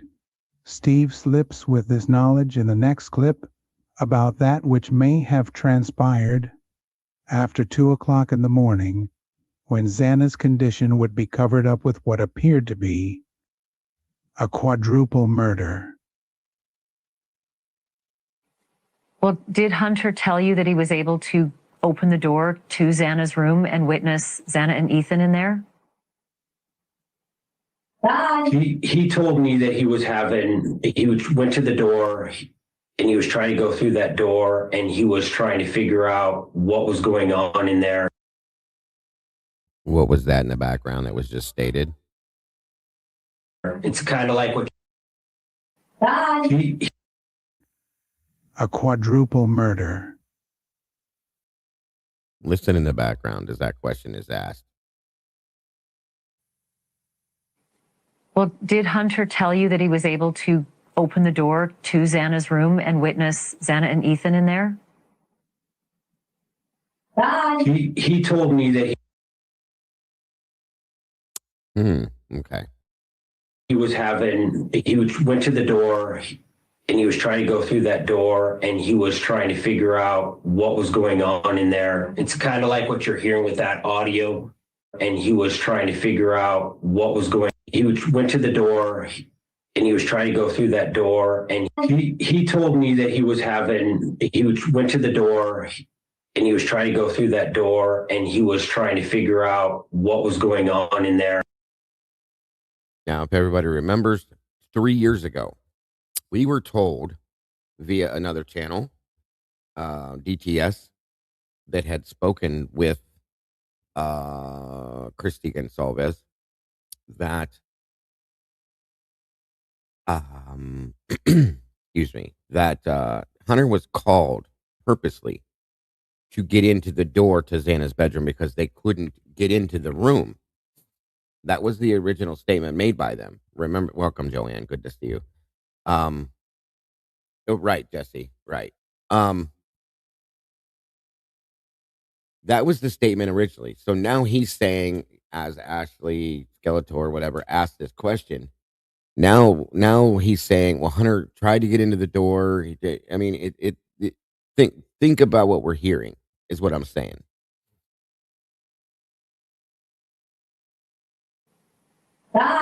He told me that he went to the door and he was trying to go through that door and he was trying to figure out what was going on in there. It's kind of like what you're...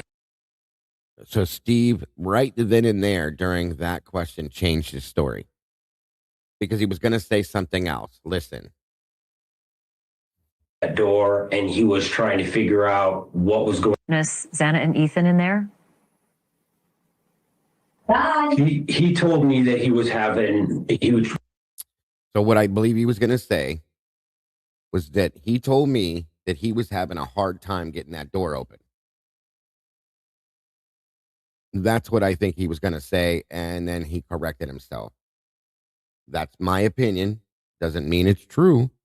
It's my opinion, though. So I just want you guys to realize that it sounds to me like he changed his answer was going to be right there. So went to the door and he was trying to go through that door and he was trying to figure out what was going on in there. It's kind of like what you're hearing with that audio.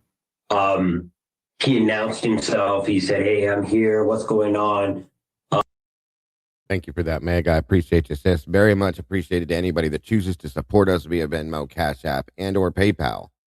Again, guys, never expected, but this is how we pay our bills so that we can do this every day. So thank you again, my friend.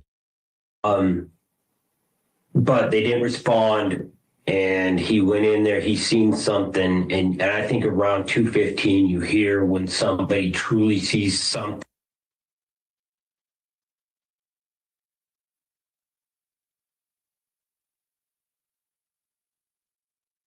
Very interesting, isn't it? Okay.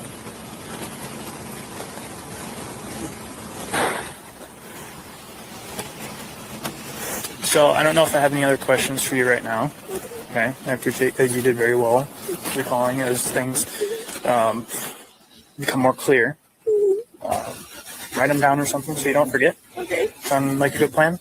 Like I said, some other people are.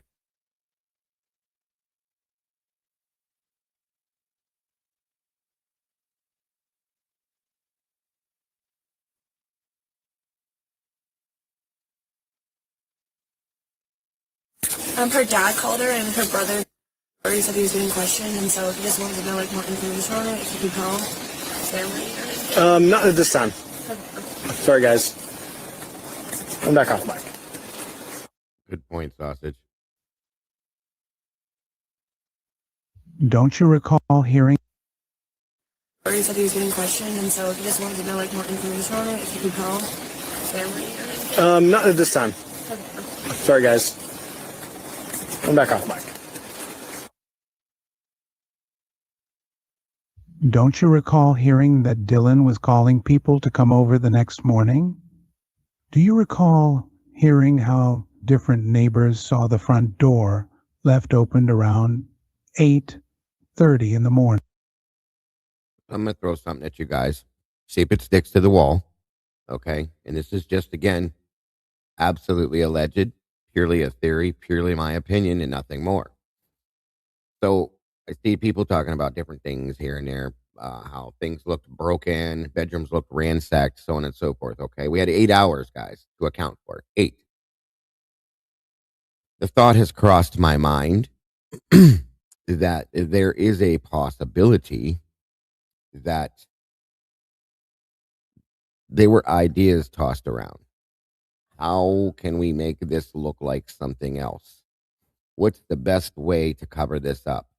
What is the best option to go with to make this happen? Which we've heard that there were multiple things being tossed around to the public: overdose, shooting, stabbing, the ransacking. It could have been part of one of their theories or one of their ideas at some point to make it look like a burglary that went bad. Okay. And that just something didn't work out there. So they moved away from that, but they had already done the damage from that by purposely ransacking things, possibly. And that's what I think some of this is. Okay. I believe that some of them, the mix up here is that they were trying to find the best option to make this seem plausible, like a realistic situation that went down. Okay. That's what I've been thinking on with this for a while, because of all the weird situations we've heard, seen, looked into, all of this. So, hearing that it was a prank, that's a good one, Tinslet.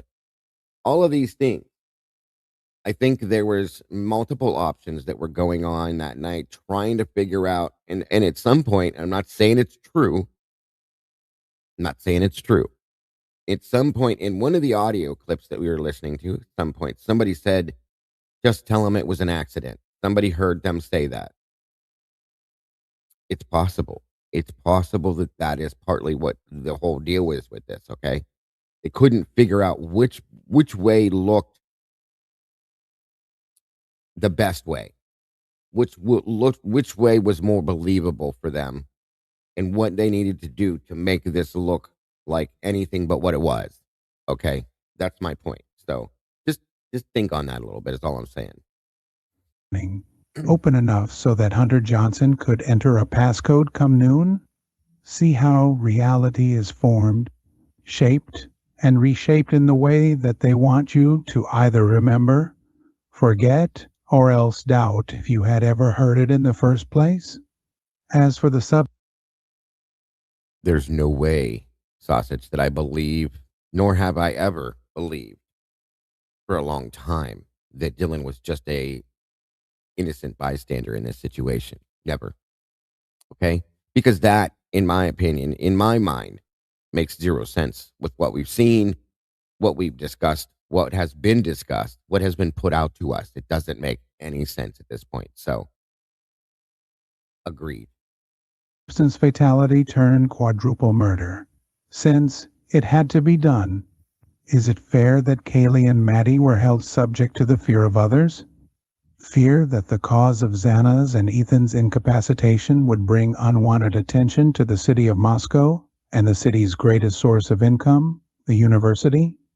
Why couldn't Kaylee and Maddie just up and go before decisions were made that couldn't be undone? Who had decided this? I want you to hold the possibility that this was and is still the case, despite the contradictory words and behavior of Steve Gonsalves. It seems as if Steve is carefully treading a fine line here. I have another theory that I've worked out in my head a while back to you guys. It's a little bit off the path, okay? But it still includes Bethany and Dylan. And I'm going to put this out there lightly. It's something I thought about a while back. I did know that, but I'm a mom. Good to see you. It was kind of weird. But we've heard from multiple sources that this was thought to be a drug overdose. Okay, so let's say that it was for two of them. Okay. Let's say that it was that two of them overdosed, per se. And everybody, certain people panic beforehand, okay, before Maddie and Kaylee get home. And they're like, what the hell?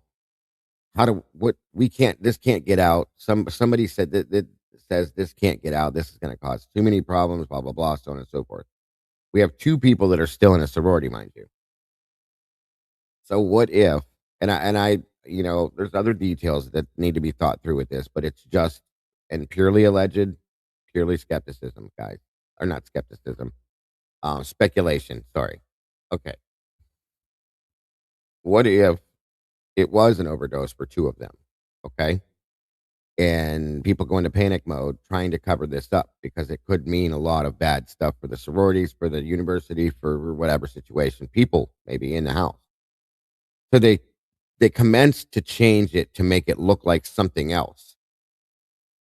The other two girls walk in on that and they're like, what the fuck are you doing? Oh my God. In turn, they flip out and start freaking out, talking about calling the police or doing this or doing that, whatever. And they have to be shut up. They have to shut them down. It's just another theory I've had because of the drug angle, is all I'm saying. Okay. I know that sounds like a reach. I know it sounds like a reach. But if it were to come out that happened, other people could be in a lot of shit, a lot of trouble. And they're not going to, that's not okay. So in turn, and it would look bad on the college, the town, everything, and the people that could be involved in that. Okay. And we all know what the big F does. It's very dangerous. So there's that. Just saying. So just another thinking point, like what if it was something like that? Like the other two came in and walked in on this situation where they had just done or are in the midst of covering up an overdose by making it look like something else. And those two flip out like, what the hell are you guys doing? Oh my God, no. They have to shut them down before something bad happens there. So that is why that happened. And it almost makes me wonder if the statement, they didn't have to go upstairs, is related to something like that. It's just something to think about, you guys. That's all I'm saying. Demanding that the truth be told, that his daughter didn't have to die. Madison didn't have to die. Sana and Ethan's situation was of their own doing. Or was it? Here we are. Somebody isn't communicating. There's nothing being released. It seems like they're trying to suppress the story. There it is. I saw this comment on Facebook and wanted to share it because it clarifies everything and to stop people from speculating about the survivors. Supposedly, a few days after the murders, someone was asking questions on the victim's past Instagram posts about the survivors. That's what they tell us, Moonlit. That is exactly what they tell us. It wasn't in their system. But something was. 2 out of the 4 had something in their system. We know that because it was on the state results list, okay? And again, I don't trust anything that they tell us. If you remember in the beginning when they went to Mabbitt, they said, she said about the toxicology report, she said, it doesn't matter. We don't need that. There could be a reason for that, is all I'm saying. Welcome, Kay. Good to see you. 2 of the people who were at the house with the roommates when the call was made quickly came to their defense, and this is supposedly what they said. Keep in mind, this is all alleged.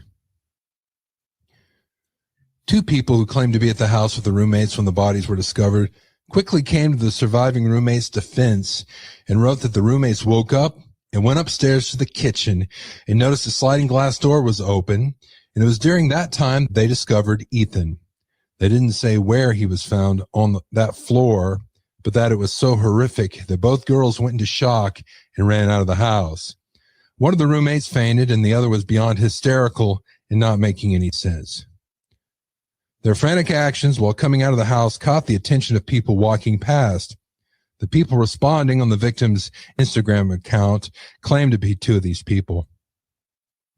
They implied that the roommate who fainted had already dialed 911, but was so distraught that she fainted before she could give any information to the dispatcher so that they could understand what was going on. The only info that the bystander who picked up the roommate's phone could give the 911 dispatcher was she was just saw her friend run out of the house and faint. That's how the 911 call was made on the roommate's phone and by somebody else. And why the call went out for an unconscious person? While the bystander was on the phone with 911, the other roommate was hysterically trying to explain that something was wrong with Ethan. By this point, several more people had stopped to see what was happening, and 1 or 2 of them went into the house to see if they could help him. There were multiple people in the yard, and that time, and those people began contacting their friends that someone in the house was badly hurt. Someone called Ethan's brother Hunter to tell him something was wrong with his brother because he lived close to the house. And someone called one of the other victims' boyfriend, as he was also Ethan's best friend. They didn't go into detail on if either of the boys had arrived before the paramedics did, but it did kind of sound like they did. They didn't go into detail on what kind of injuries Ethan suffered. They also didn't say if anyone went to check on the other roommates before the paramedics arrived, but it somewhat implied that someone had. The only details they gave about the scene itself was that it was incomprehensibly bloody. While those people were in their house checking on Ethan and possibly the other roommates, the paramedics arrived to a very chaotic scene, believing they were there to assess an unconscious person outside, but were redirected to go inside to help someone who was hurt very badly. So they walked into the house unaware that it was a crime scene, contaminated most of everything on the second floor. It doesn't sound like the roommates were roaming throughout the house, carelessly contaminating everything, fully aware that their friends had been murdered. It sounds like the scene was contaminated by numerous people who were trying to help, unaware and unable to comprehend what they were looking at, and that it was a crime scene.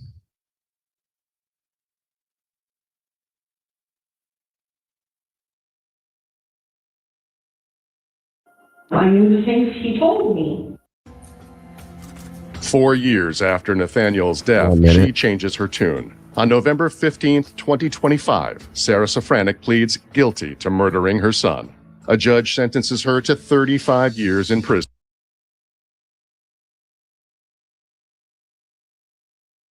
How did the whole thing they gave about the scene?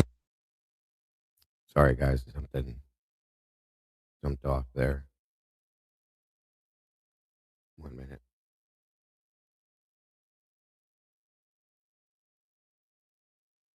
Itself was that it was incomprehensibly bloody. While those people were in their house checking on Ethan and possibly the other roommates, the paramedics arrived to a very chaotic scene, believing they were there to assess an unconscious person outside, but were redirected to go inside to help someone who was hurt very badly. So they walked into the house unaware that it was a crime scene, contaminated most of everything on the second floor. Doesn't sound like the roommates were roaming throughout the house, carelessly contaminating everything, fully aware that their friends had been murdered. It sounds like the scene was contaminated by numerous people who were trying to help, unaware and unable to comprehend what they were looking at, and that it was a crime scene. Interesting. That's a channel that it used to be. I don't know that he's around anymore, but it was very interesting. Very interesting. I don't even know where that story came from, but again, that whole video was put out by Idaho Core Revealed. Very interesting. So, thank you for that very much. So now we're going into why we actually are here today, and that's to discuss some of these Dylan and Bethany and why. Okay, so 1 minute here. Get back to this real quick.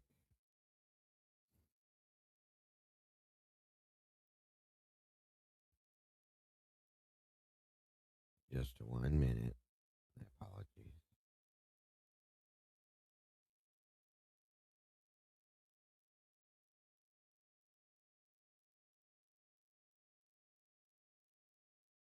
Okay. Like I said, I know some of this we've watched. There's a reason why we're doing this.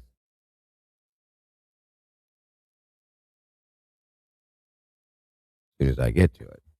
Sorry for the delay, you guys.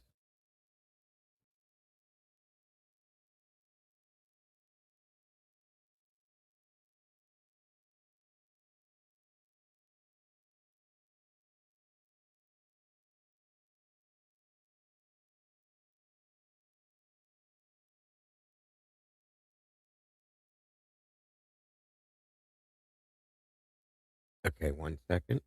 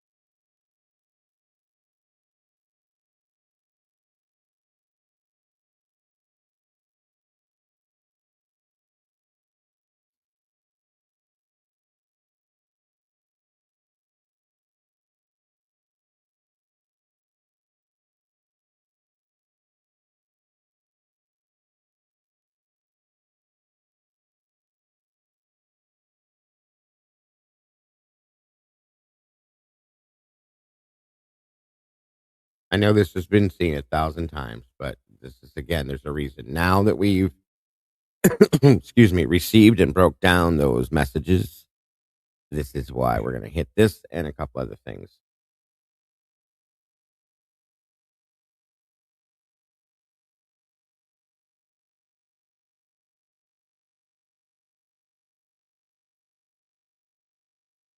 I think so. You anything? Get much.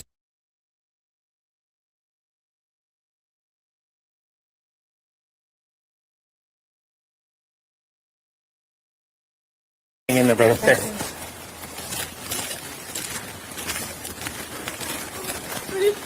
think so. You anything? Get much less about it. 4 a.m. He does monthly work in the main room. This is one of the. Pretty much they were in the main room. I heard them dancing and laughing. Kaylee went upstairs and she screamed because someone's in the room and she ran downstairs. And I kept calling. Did you guys hear what she said? Okay, hold on. Watch what I think it's Josie says right here in a peach colored sweatshirt.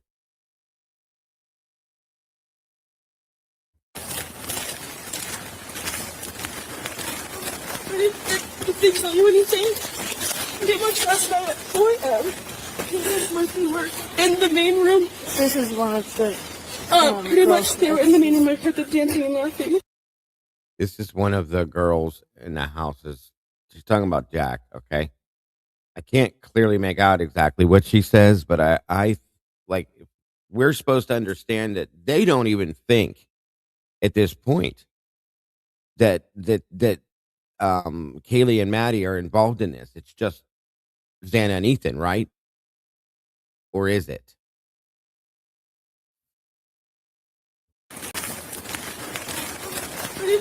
Did they tell you anything? They much last night at 4 a.m. He was mostly work in the main room. This is one of the. Pretty much they were in the main room. I heard them dancing and laughing. Kaylee went upstairs and she screamed because someone was in the room and she ran downstairs. And I kept calling her name and she wouldn't answer. And then I saw the guy. I just walked the door and I ran downstairs. We don't know what's going on. Can you come here with me, please?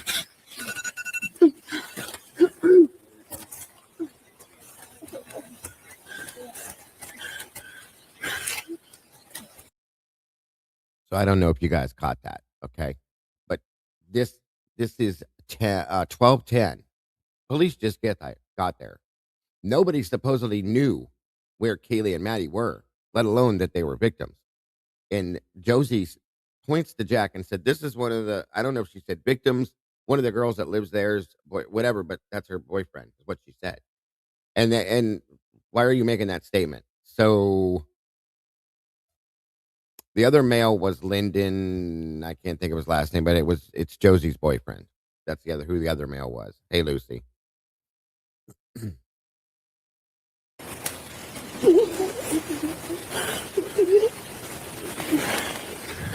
Great, Fire 3170. Could you guys grab some blankets for all?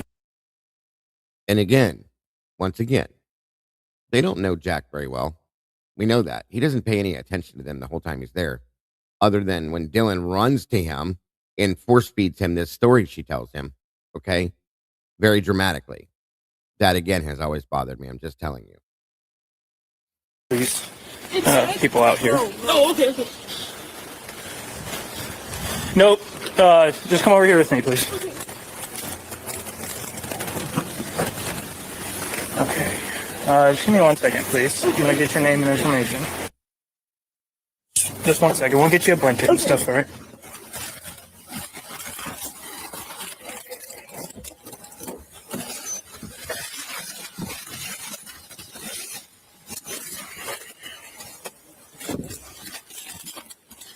Thanks, guys. Yeah, that'd be good for now, and then maybe the big white blankets whenever you're gone. Actually, you guys should probably just hang on to this whenever. Is that name on the swear? No, yes, it does. Okay. Who would like a blanket right now? It's temporary. Does anybody like one for your feet to stand on? Okay. I'll let you. Thanks, man. Yeah, thanks. Yeah, if that name shows up, that'd be great. Could you grab some blankets? Yep.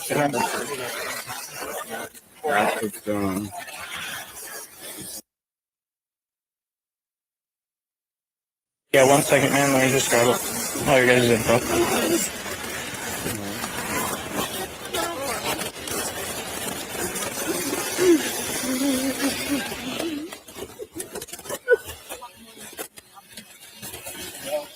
They're warmer. Okay. I know she was barefoot, so I was hoping to get something for her, but thank you very much.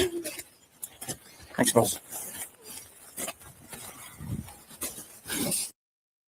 Yeah, it's almost like a switch, Mittens. Like she flips it on and off whenever she wants to. It's interesting, in my opinion, truly.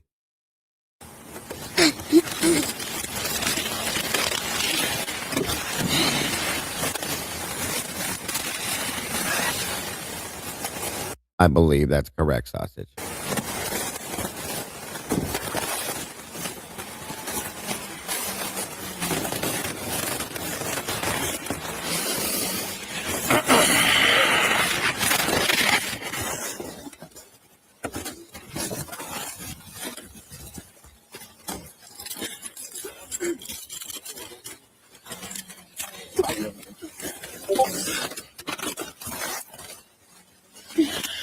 Okay, what's your last name?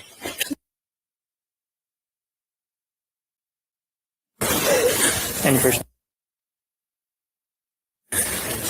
And your middle name? Good phone number to reach out.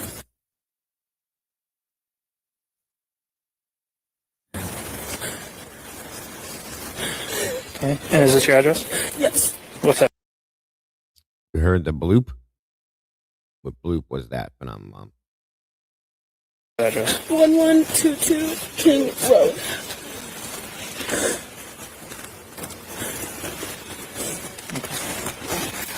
Is your driver's license right? Yes. Okay. How much have you seen in there? No, I don't really know. I just saw my friend when I called because we were so scared. We're like, can you please come help us? And that's all I saw. I told us not to go in. That man right there. That helped show you around. They did go in there. Yeah, and that's when he told us he needed to call the cops. Do you mind just waiting over there for me, please? Okay. Now I overheard you talking about last night. Yeah. Okay. You don't have the more we know right now, the better. We start this process. Yeah. Somebody will probably be revisiting this interview with you. Yeah. Very soon. Again. Okay. So you're probably gonna have to retell the story. That's fine. All right. What do you remember seeing? What started? I remember I was in my room and I was trying to go to bed and I heard Kaylee, who ex-girlfriend who also has a dog in her. Real fast. Which one?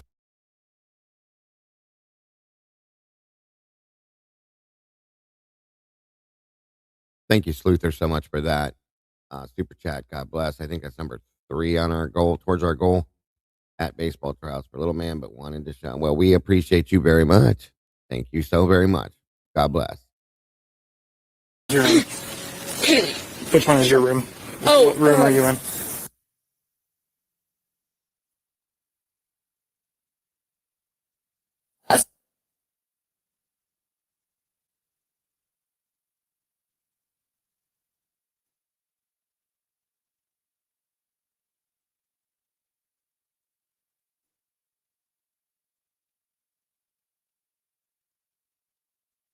You were in that room?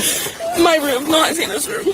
My room. And your room is this one right here? Next to stairs. That one is Xana's room. Second floor room. Second floor. Okay. All I heard was I heard her go upstairs. Like, okay, I'm gonna go to sleep now because she's going upstairs. Also, You heard who go upstairs? Kaylee and the dog Murphy. And upstairs to the very top? Yeah, that's where her room is. Thing that gets me with this, one of the main things is how it just goes on and off. She like flips the switch on and off with the tone and the crying and stuff like that. It just bothers me. I'm not saying that she's not real, but I have questions. I'll say that. Welcome, Donna. So good to see you today, dear. Okay. And then all of a sudden I heard her walking up. I heard her scream, and she ran upstairs because she saw someone. That's what I'm pretty sure she said. Someone's here, and Now listen to that again.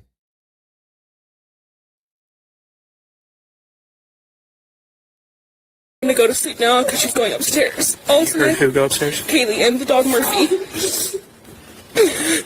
And upstairs to the very... I'm going to slow this down just a tinge. Listen closely to what she says, guys.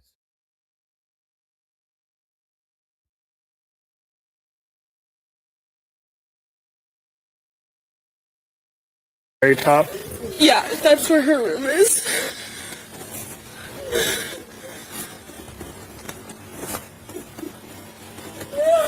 Okay. And then all of a sudden I heard her walking up. I heard her scream, and she ran upstairs because she saw someone. All of a sudden, I heard a scream, and then she ran upstairs because she saw someone. The story is that she ran down the stairs. Okay, and granted, people make mistakes. Okay, so be it. Grace Kirk, welcome to see you. Great to see you, dear. So just these little things in these conversations are interesting to me is all I'm saying. Nobody corrects anything. Nobody follows up with anything either. And we all know that. So there's that too. That's what I'm pretty sure she said. Someone's here, and she screamed and just ran downstairs. She ran upstairs. She ran downstairs. Again, he's not stopping her at all to correct any of this, to say, hey, wait a minute. What is it this? Because there's some mistakes made.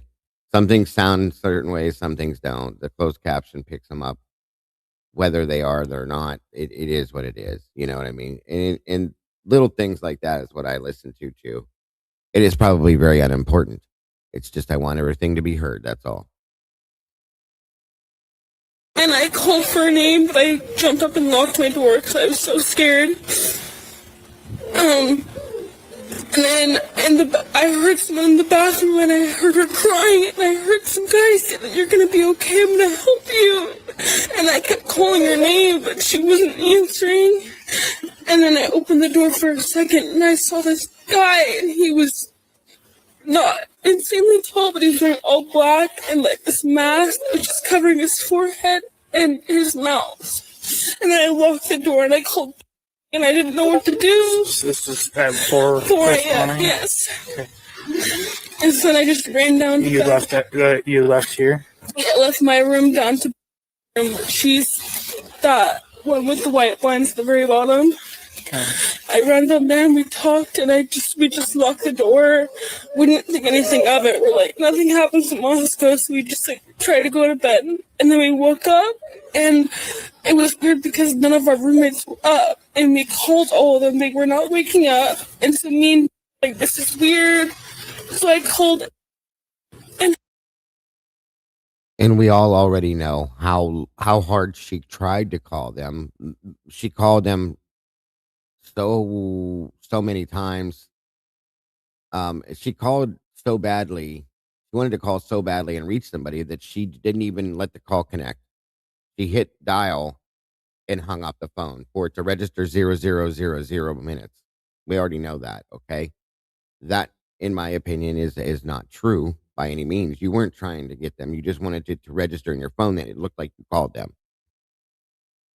Not thinking about the time that it took. 0 seconds, folks. come over, and then that's when all this happened.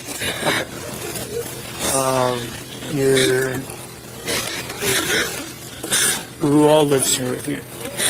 Me,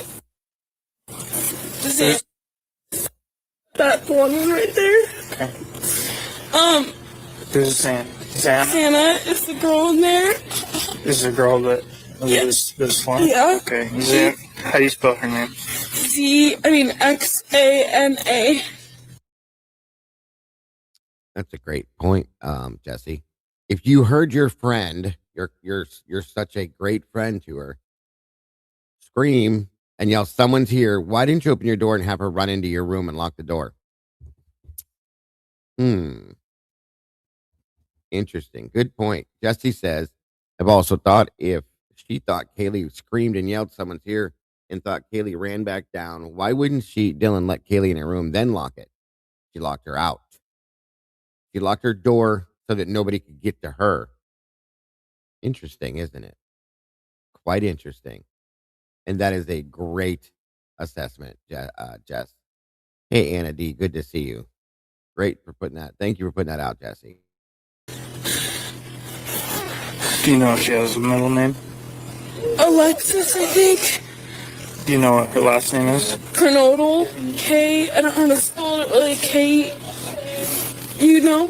RNODL. K-A-E-R. K-E-R. K-E-R. N-O. N-O. L-E. D-L-E. Okay. X-A-N-A. X-A-N-A. Okay. Ethan lives in there. He doesn't actually live here, but he's here like almost all the time. There's a male that lives here, and he doesn't actually live here. He's in the room with Xana, I believe. He's in there right now. But he doesn't live here, but he's here a lot.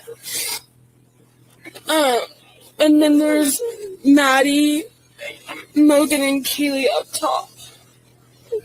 I don't know where they're at though. Maddie. Mogan. Maddie Mogan and Maddie Mogan. Yeah. And who? Kaylee Gonzalez. She's the girl that I was talking about, Kaylee, who I just heard her go upstairs and run back downstairs. Okay. And the guy that lives here, his name was what? He's usually Ethan. Ethan. And you knew he was here this morning? No, I didn't know. I had no idea he was here. Okay. All right. Describe the guy that you saw. I don't think he was a little bit taller than me. And I couldn't really see much of him, but I'm almost positive he was wearing a full black outfit. And he had this mask that was just over his forehead and over his mouth, and he didn't say anything to me, like, at all. I just shut the door and locked it, because I didn't know what to do. And I think he went out, like, the side door, the sliding door in the kitchen that goes out to the backyard. Okay. And then I didn't know anything else, so I called, and I was like, I just need to come downstairs and find you because I don't know where anyone else is. And I called Maddie, I called Dana, I called Kaylee, no one would answer except. Okay. All right. For Zena, do you know how old she is? She's 20. Is she in our sorority house? Yeah, not anymore. Okay. Is she a student at UVI? Yes.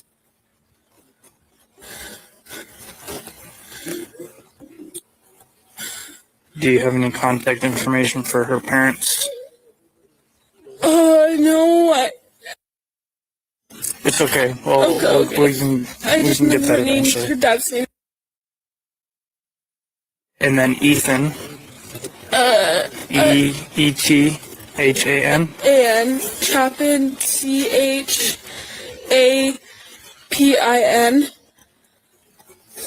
Hey, real fast. She's saying this morning around 4, there's a guy, black mask, was in there. She didn't recognize him.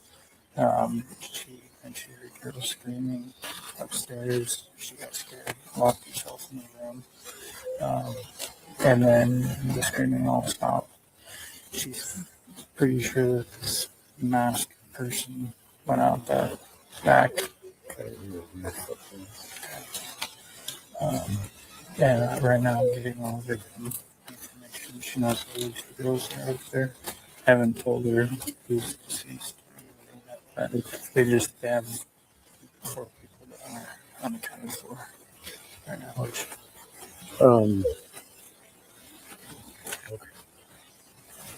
Whose dog? Whose dog? Who owns the dog? Haley. Someone in the truck. Okay.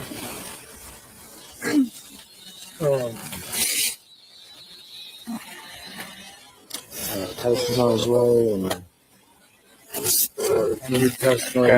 Said she knows a bunch of the people who are all living here. I'm getting all their names, and then I'll finish collecting all their information. Okay.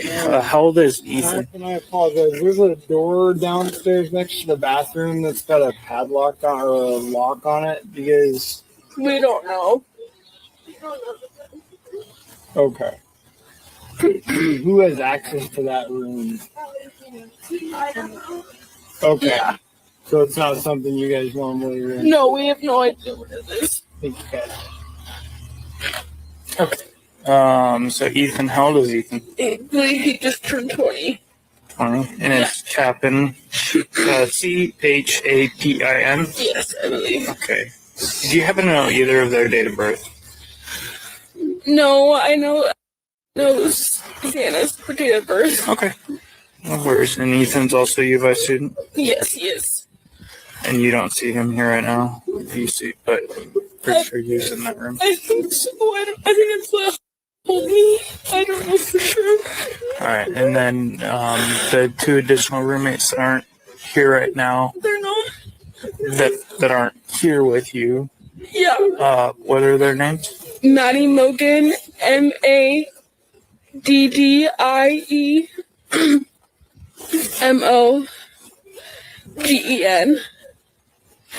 And then Kaylee, KAYLEE.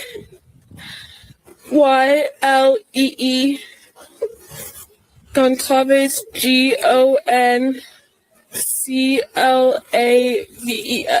I think that's how you spell it.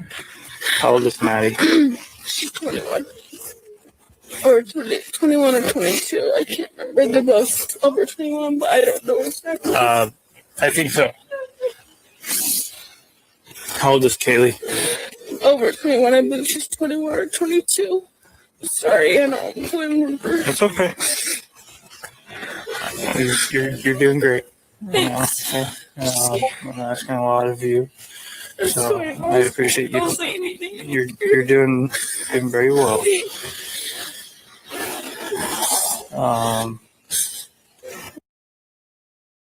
Now, as you guys are listening to this, okay, remember and think back to what we just broke down with those messages, phone calls, the Snapchats, all that shit. Think about that while you're listening to her explain this too. I think that's kind of important. That's the whole point in this.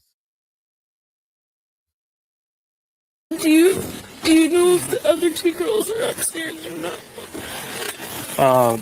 Right now, what we got to do is we got to process this whole thing. That makes sense. I don't know what I'd be permitted to tell you. That's fine. Right That's now, okay? fine. I understand.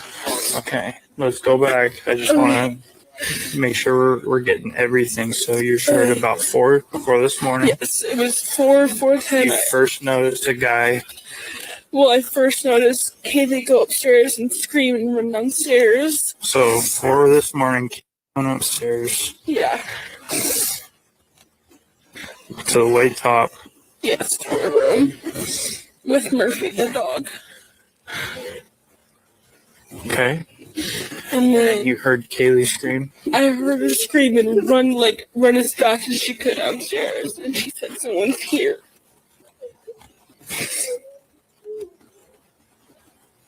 She ran downstairs. Yes, I can hear. You can hear everything. So I heard her run downstairs really fast. And then I heard Murphy barking a lot. Okay. And then Yeah, you can hear everything. Interesting. I heard her going to I think it was the bathroom, and I remember her sobbing. And I just remember hearing this guy's voice that I didn't recognize saying, "You're going to be okay, I'm going to help you." But it wasn't like, I don't know how to explain it. Like, it wasn't in like a nice way. It was like a weird way, like a weird tone. You're going to be okay. I'm going to help you. Yeah. And you didn't hear anything from Kaylee anymore? No. After that, I didn't hear anything. So then I kept calling for her name. I called on my phone. I called Xana, Maddie, and Kaylee. None of them answered. So then I opened up the door to look, and that's when I saw the guy pass by. He looked at me, but he didn't come towards me or say anything, which was really confusing to me. I don't understand that. And I'm pretty sure he went out the side door. And then I called and said she thought maybe there was a fire or like a firework. But we didn't know. She heard this loud noise and there was a light, I guess. Did you hear like a pop, like a bang? I don't know. Did you hear a bang? It's what she heard. Okay. That's what she heard. Okay, never mind. You sit there. I didn't hear that.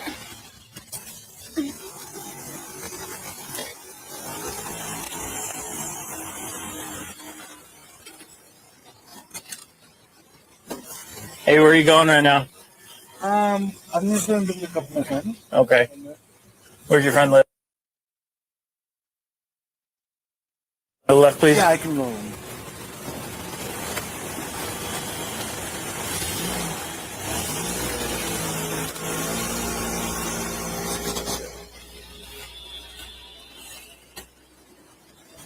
Six or seven.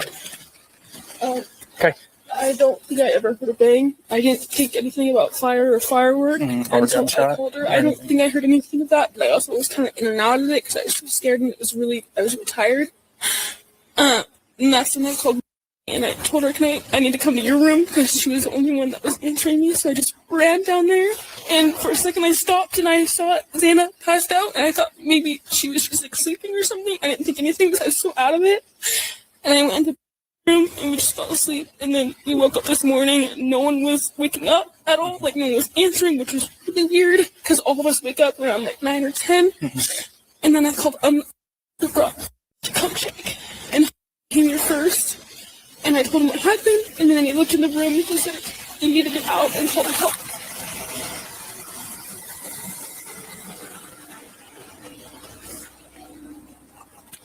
Okay. The guy that you saw, I know it was dark, right? Or were there lights on? I think there were lights on in the house, I believe. I don't really know what he looked like because he had a mask, but he wasn't like super tall. How tall are you? I'm 5'10". I think it was maybe my height an inch or two higher or lower. I can't really remember. So about 6 foot. I think so. Around there. How was he built? Fat, skinny, stocky? More like skinny, but like basketball player kind of skinny. Like not too skinny, but like almost fit skinny in a way. That's what I think. I don't know for sure. And then the voice, he said, when he said those words, you didn't recognize that voice before. I didn't recognize him or his voice. I mean, I also couldn't see him, but I didn't recognize that voice at all. It didn't even cross my mind if that could be. Did you guys have a party last night too? Or? Not tonight, but there was and we had like a formal thing beforehand. That was 2 days ago. Okay. Is there anything that popped out about that event that was concerning? No. I mean, I went to because Ethan, he is like in Xana and her dating, and Xana went there. I was there for a little bit, and then I went to my friend's house down the street, and then I came back home with my friend. Everything was fine, nothing weird at all, nothing suspicious until 4 a.m. Okay.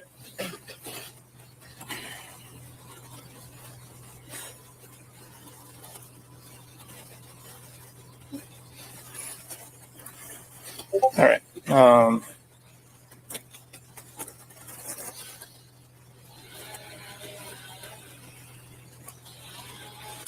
don't think I have any more questions for you right now. Okay, if you do, Somebody else will be talking to you. sounds good. So let's grab that. Let's go back over there. Okay.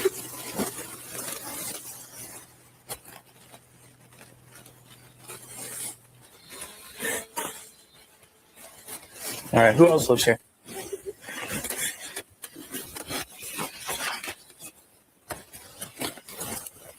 Can I get your last name, please?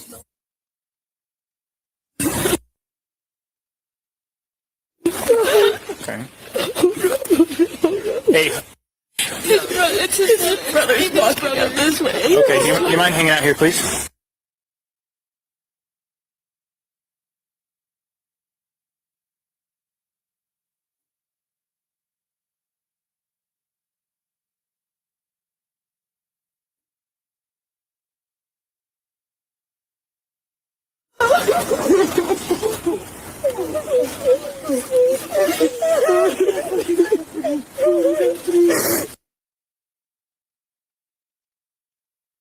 On point.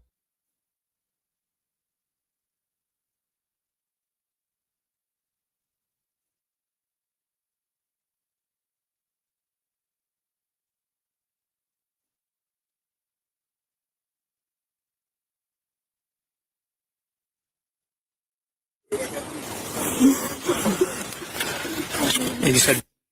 Okay. Can you spell that for me? Do you have a middle name? What's your date of birth? What's a good phone number to reach you at?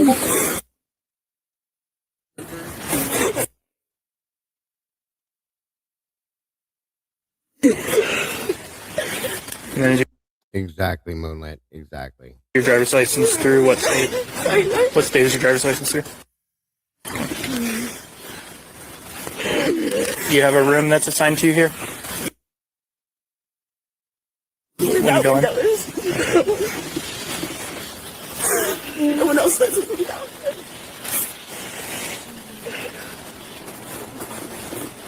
Were you here last night?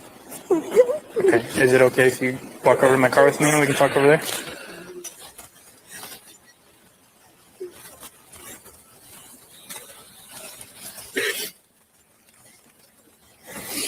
Okay. I'll tell you the same thing I told her. Is you guys are probably going to be talking to a lot of people, retelling the same story. So. Am I still allowed to go home soon for Thanksgiving? We can't hold you forever. Okay. So we'll cross that bridge when it gets there, and the detectives will work with you guys to get a hold of you however we best can. Okay. So you were here last night. What time frame were you here through now? Were you here the whole time? Yeah, pretty much. Okay. What time did you get here last night? Can I check? Yeah. While you do that, I'll turn off my lights here. I'll be right back.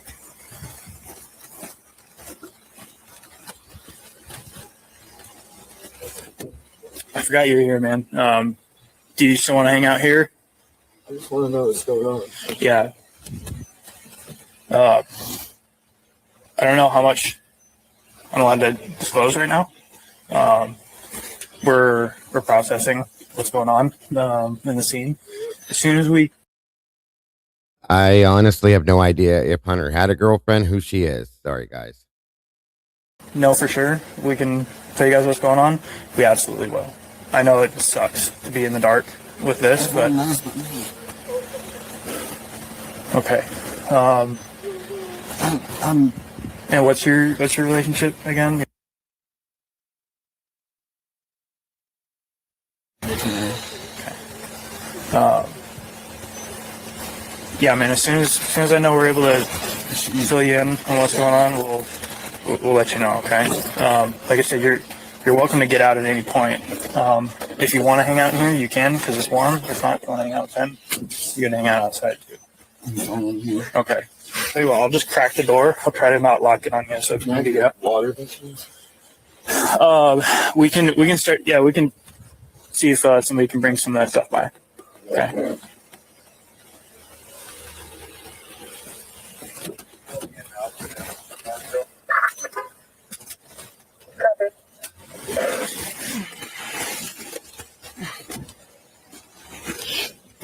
Okay, sorry about that. All right, so what time were you here last night? About like 1:24 or something in the morning. Today? Yeah. 1:24 you got here? Okay, what was going on at about 1:24? And our friend watching Vampire Diaries on the couch. You and... Okay. Watching Vampire Diaries.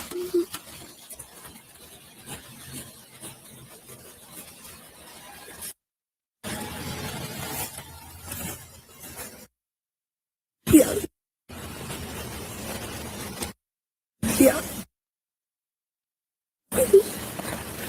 You... And then...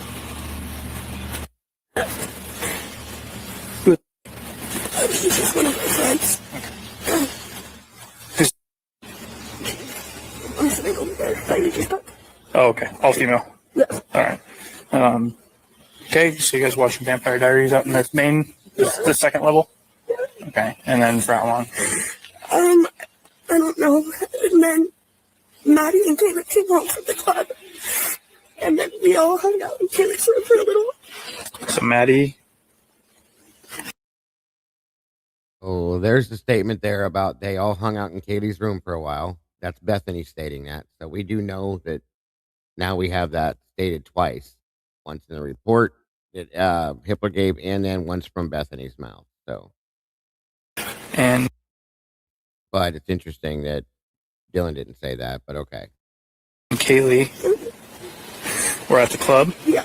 You know how long they were there? Probably till closing at least. I don't know. They went to drug truck after this. It went to drug truck. I guess that'd be easy to mess up, but still, just saying.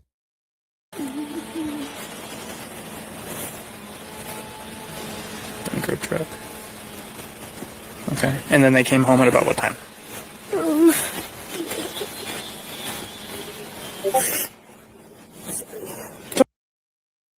I'd love to see a version of that too, Pamela. If there is one that exists, I can't wait to see that because their faces show truth, in my opinion. Just saying. Okay, you're doing great.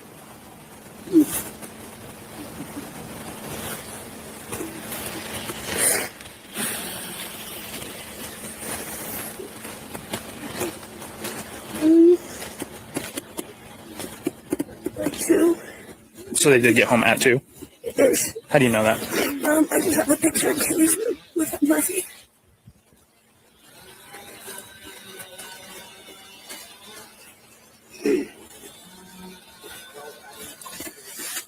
Okay, then what happened after that? And then me and Maddie took out Murphy, and then Murphy's the dog? yeah, Okay. and then I went inside to go to bed, and she was still taking him out.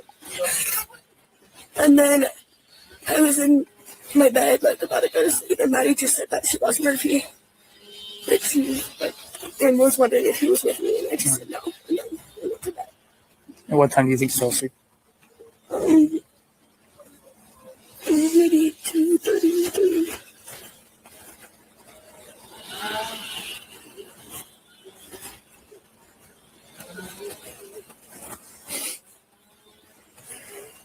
Okay, what time did you wake up at all between 2 and... I heard something like loud and Murphy like bark. Like usually like she barks at things. And then I thought I saw like a firecracker, so I thought someone maybe was just drunk and like put a firecracker in the house. But I wasn't even really sure because I was kind of still asleep, so I wasn't sure if it was like real.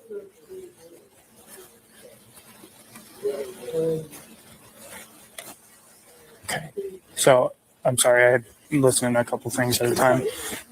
Loud, you thought you saw a firecracker because of a quick flash? Yeah, through like my door, but I was like still half asleep, so I don't know if it was like real. I thought it was maybe in the dream.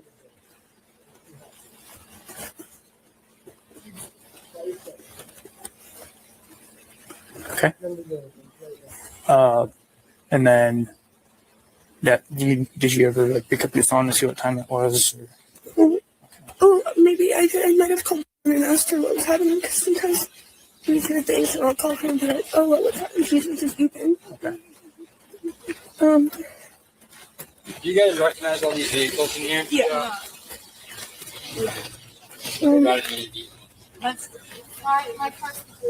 I tried to call Maddie and Ethan and Xana and all of them at like 4. So you called I tried to call Maddie? But at what time? 4:30 and 4:22. And then 4:21. Okay. And then Ethan at 4:22. And then Kaylee at 4:31. I thought they were close. 4:31? Yeah. So no answer, and then did you go to sleep after that? Yeah, I just kind of fell asleep again. Okay. I was like half awake. Okay, and then what throughout your day did you got up at what time today? I like woke up because my jaw was hurting really bad. I took some Advil at like 6 or 7, and then I just went back to bed. So I figured no one would be up anyways. And then I didn't wake up until we called you guys. Okay.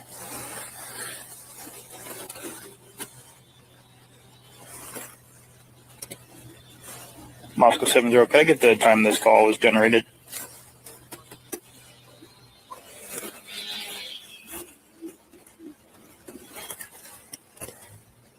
Copy, thank you.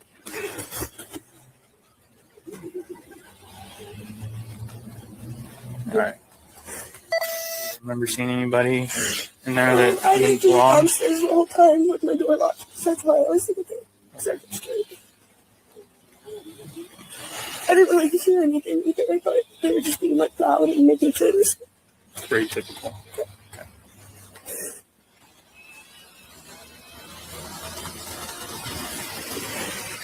Do you have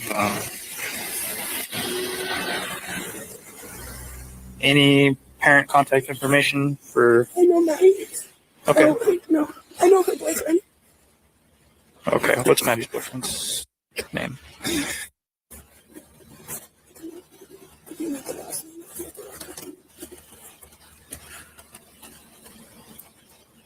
Is anybody having any issues with any boys? He lives in Boise.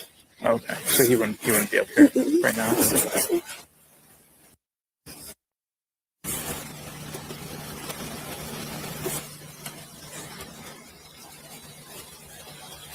And I was talking to you about the formal stuff, right?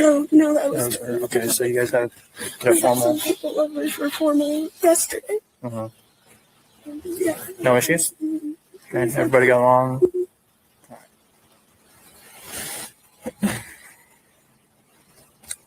And you were out here when I rolled up? Yeah. Okay. I think I was maybe okay.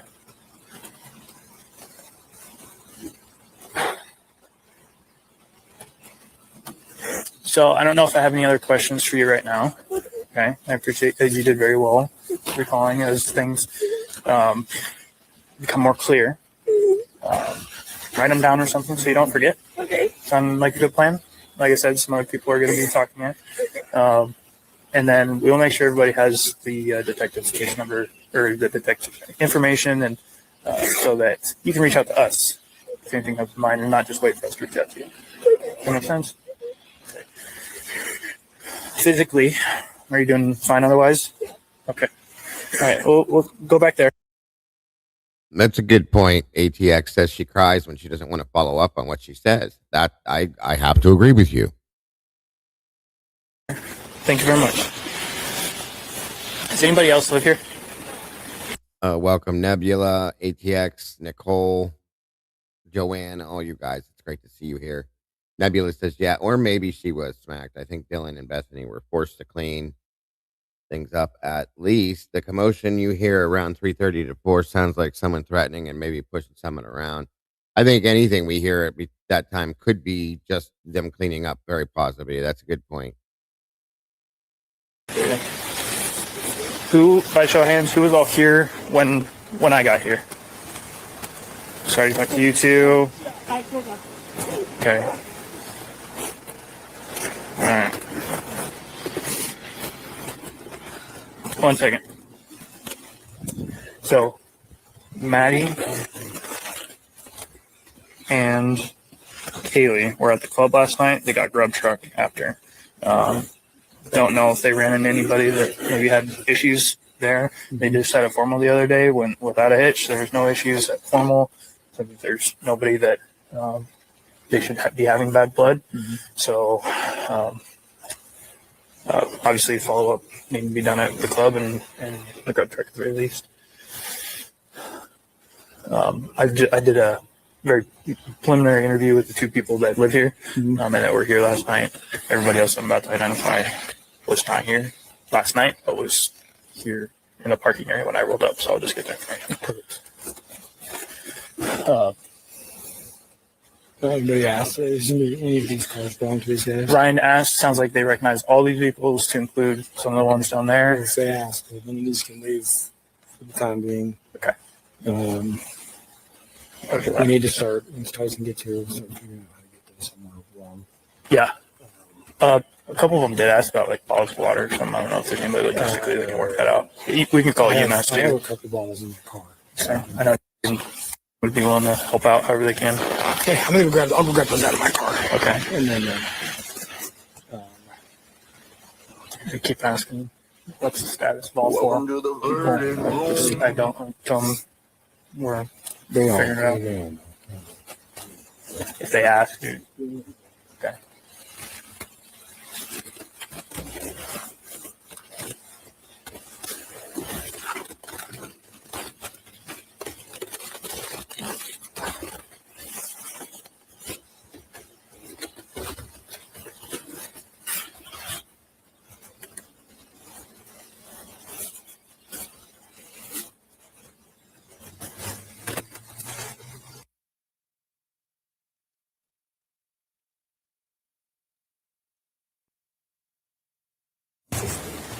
Hi, what's your name?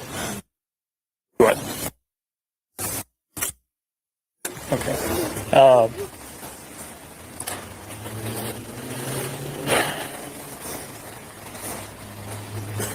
Do you mind just hanging out with them? Okay.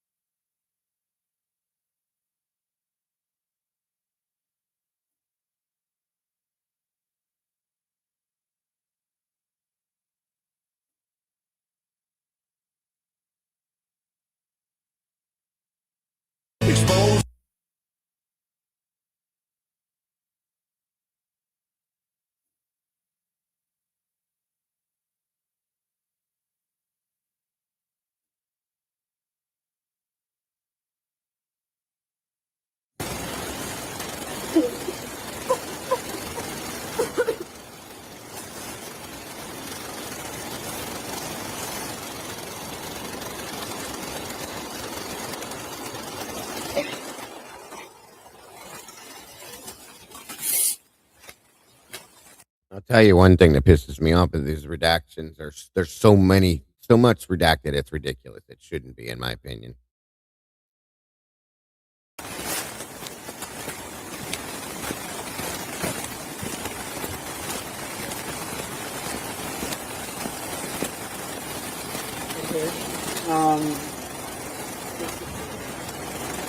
You can free someone up and go back and just start on the point. I've got ISP on standby already. I've got a call on the Dustin, and I'll call Payne. We need to talk to everyone.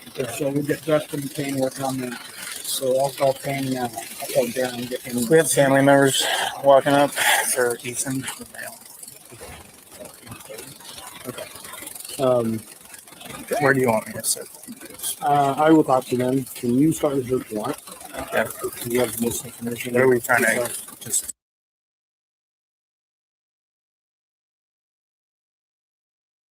Okay, so those are their interviews there. That's all I wanted to show you guys there. So we're going to go from that to these. Bear with me. Sorry. My apologies.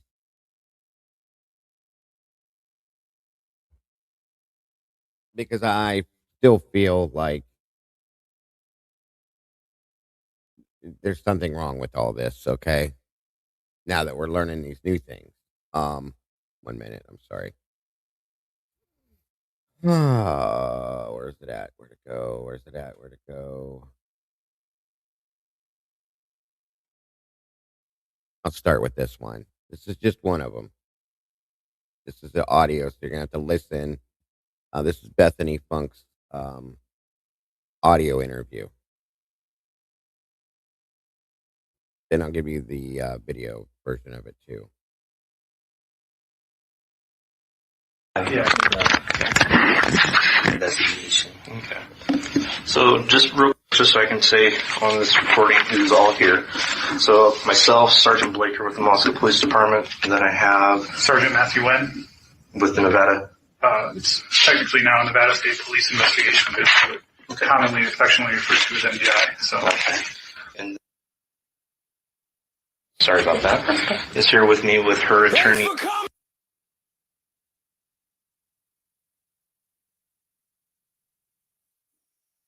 The transcriber, the time is approximately 11:55.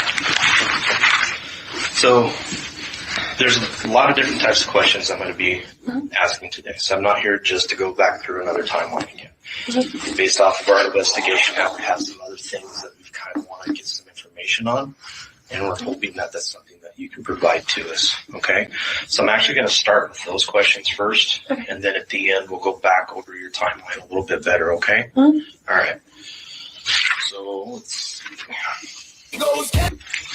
The first question I have for you, just trying to get some ideas of the routine of the house. The front door code. How many people have that code? I only know like 3 people that had it, and then all of us roommates. Okay, so everyone that lived there? Yes. Okay, and how many people actually lived in the house? That actually were like paying rent. Were sleeping in the house? Like every single night. Pretty much. Okay, so me,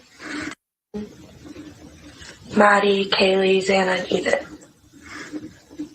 Okay. What about that other downstairs bedroom? No. No one was living in that room? Okay. So all of you had the code and then 3 other people? Yes. Do you know who those 3 people were? You know last name? And what was the purpose of her having the code? She was one of my best friends, so she was always coming over. Okay. And who else had it? You spell her last name?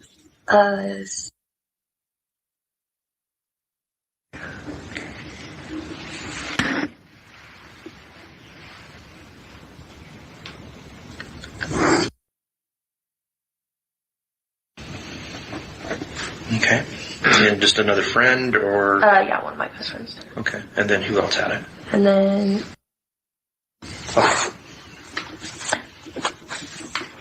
Was she your friend or was she your friend? they are all of our friends. Okay. Are you all belong to the same sorority house? And then I know actually 3 more people that. 3 more? Okay.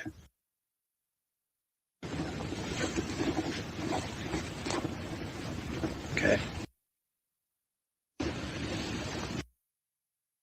Can you spell that, please?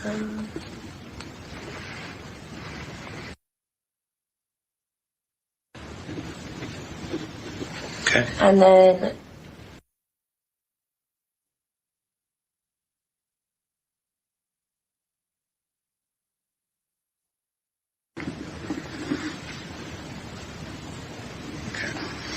And what was the reason for these 3 having it? they're all like really good friends of all of ours. Okay, so just really close people? Yeah. Is that pretty much the only people you gave it to? That, to my knowledge, that's the only people that know it. Okay.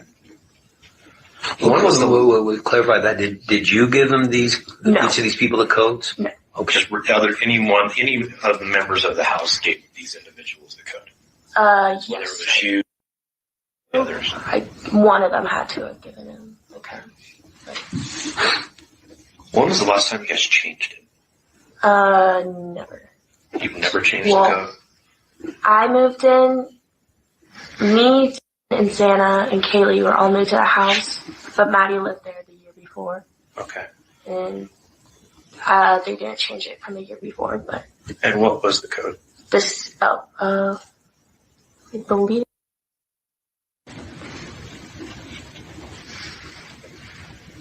Okay. And that's what you remember it being? Mm-hmm. Okay. It's more of like a pattern when I see it. But that's how I remember it.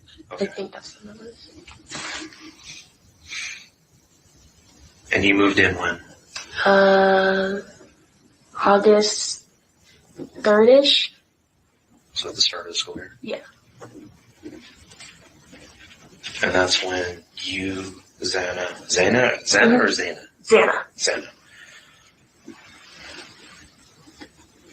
Ethan, and who was the other one who moved in at that time? I don't know if Ethan was, I can't remember if Ethan was there at that time.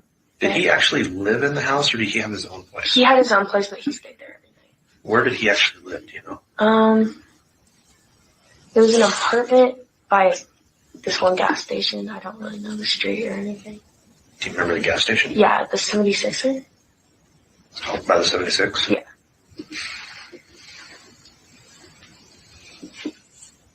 So I've been on the opposite end of campus. Mm. Remember right?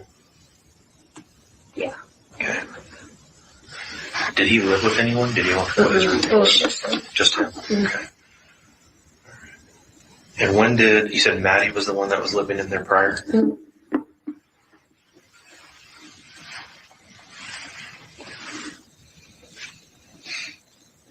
So was she the only one who was currently in the house that had been in the house the year before? Yes. Okay. Did she switch rooms at all? Mm-mm. And her room was upstairs at the top of the stairs to the right? Right next to the bathroom? Yes. Okay.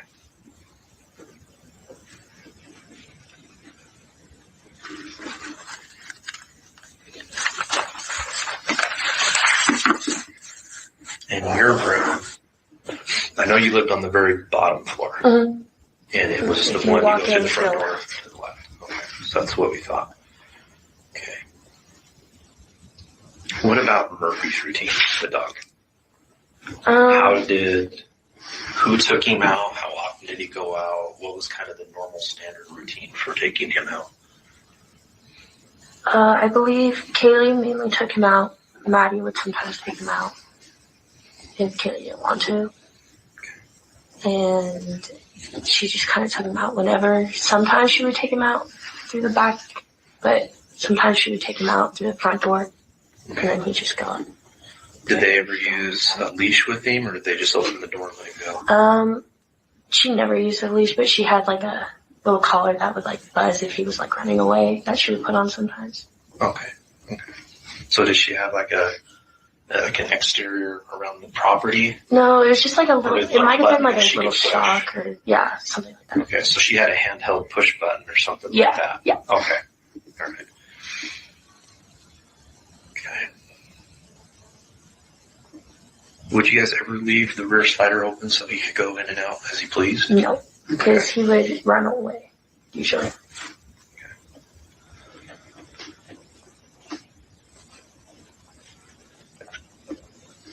How was he? Was he a skittish dog? Was he friendly? Did he bark at anything that moved? He was pretty friendly. He didn't bark that often, but he would bark sometimes. And I don't know, he was a good dog. Okay. But he was a puppy, so like not completely trained.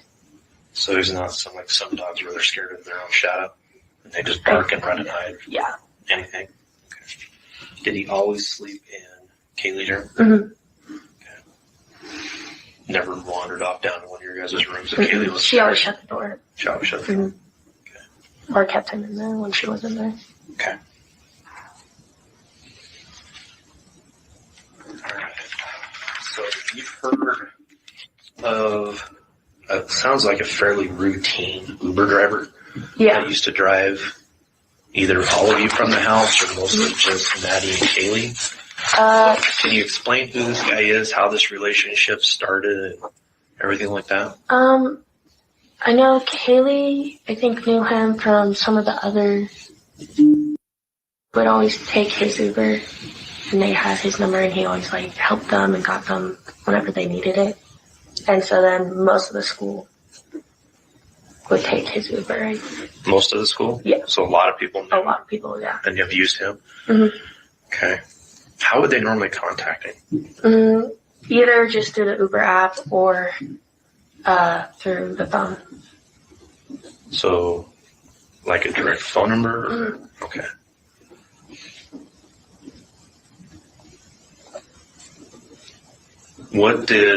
Have you ever used him before? Yes. What's he like? He's a really nice guy, to my knowledge. Do you know his name? Has he ever acted strange or odd with you guys? Mm-mm. Ever said anything or done anything inappropriate that you've ever heard? Mm-mm. Have you ever heard either Kaylee or Maddie say anything odd after he gave him a ride home or something? Mm-mm. Everyone pretty much loved him. They all used his Uber. Okay. So he's well enough liked, and did they trust him? Mm-hmm. Is that mainly why they used him so much? Mm-hmm. Do you know anything more about him, like his personal life or anything? I know his wife just had a baby.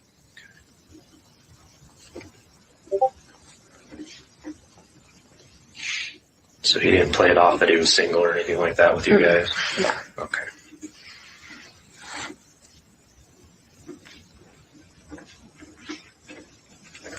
And what kind of car is it? It's a smaller car. Remember what color? I don't know. Like a gray or black, maybe? Okay. Or white. I honestly don't know. I don't remember. All right. You definitely didn't want to be married with a kid.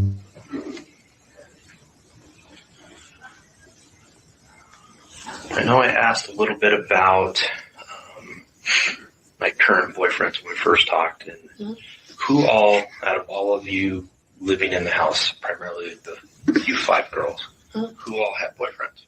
Xana. At the time? Like currently, yes. Okay, Xana and Maddie. And Xana's boyfriend was Ethan. Ethan, yes. Okay. Who is dating? His name. He lives in. Do you know his last name? I do not. Okay.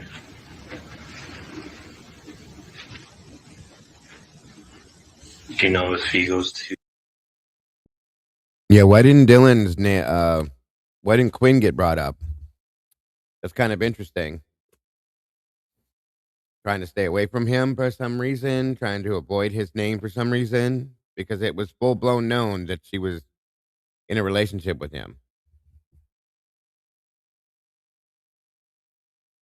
Good call, New Mexico. She said they never left the back door open because Murphy would run away. Quite interesting there, too. Good point there. Huh? Yeah, we know she did, Kim. She definitely had a boyfriend. Why didn't you say that when Bethany? Come on now. Is he in high school still? He or goes is to he... Okay. And Maddie? Were they... I believe is how you pronounce it.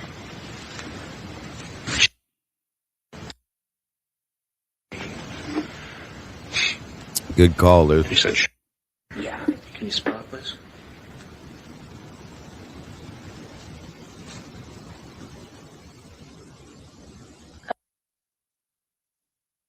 Well, that would explain, Bren, why she doesn't bring his name up at all. She doesn't want to have anything to say about him or anything to do with him, in my opinion. If that's the case, she's trying to avoid it at all costs. So, good point. And Lucy says that the statement about the door conflicts with Hitler's order on the dog. Good point.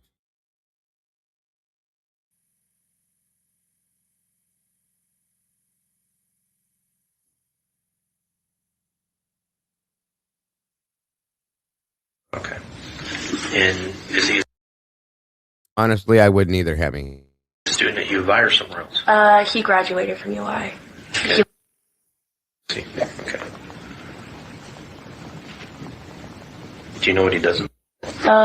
He has a job, like a 9-to-5 job. That's all I know. I forget what it was. But you don't know what it is? I forget what it was. And then, were all of those fairly recent boyfriends, or had they, they've been dating for? They've all been dating for like a while. Okay. And then obviously, Kaylee had an ex-boyfriend, right? Yes. And that was. Okay. I forgot his last name. Okay. Was there anyone else that she was seeing? Maybe kind of hanging out with quite a bit more? Possibly a. Okay. Remember? What is he like? He's super nice too. Okay. He like guy big. Like I know what you're talking about. yeah. Okay. And is that how Kaylee met him? Was through Xana? No, I don't think so. Kaylee just knew, like, Just that was, yeah. Okay. So Can you kind of explain a little bit about their interactions? Were they kind of starting a dating relationship, or were they just kind of friendly with each other? I don't really know. They would talk a lot, and I think she kind of liked him, but it was just like a beginning thing. Okay. Nothing Was there a lot of serious. flirting going on between the two of them? I think a little. A little? Yeah. Okay. Had you ever stayed the night at your guys' house? No. But she stayed with him like a few times, I think, maybe twice. Okay. Do you know where he lives? Mhm. Okay. Okay. Do you know if he's ever been to your house? Yes, yes. Is that just from the normal coming to the parties type Mhm. stuff, or had you ever been over there when there wasn't a party? No. Not that I know of, other than, yeah, maybe homework with someone sometime. Okay. Is there any other that you know that are either hanging out with Kaylee recently? I don't know if they ever like hung out, but I think she liked him and they were kind of talking a little, but then they didn't. Who was that?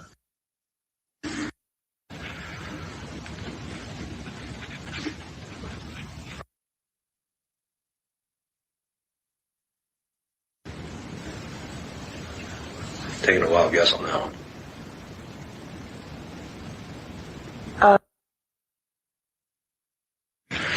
And is he then? Mhm. Okay.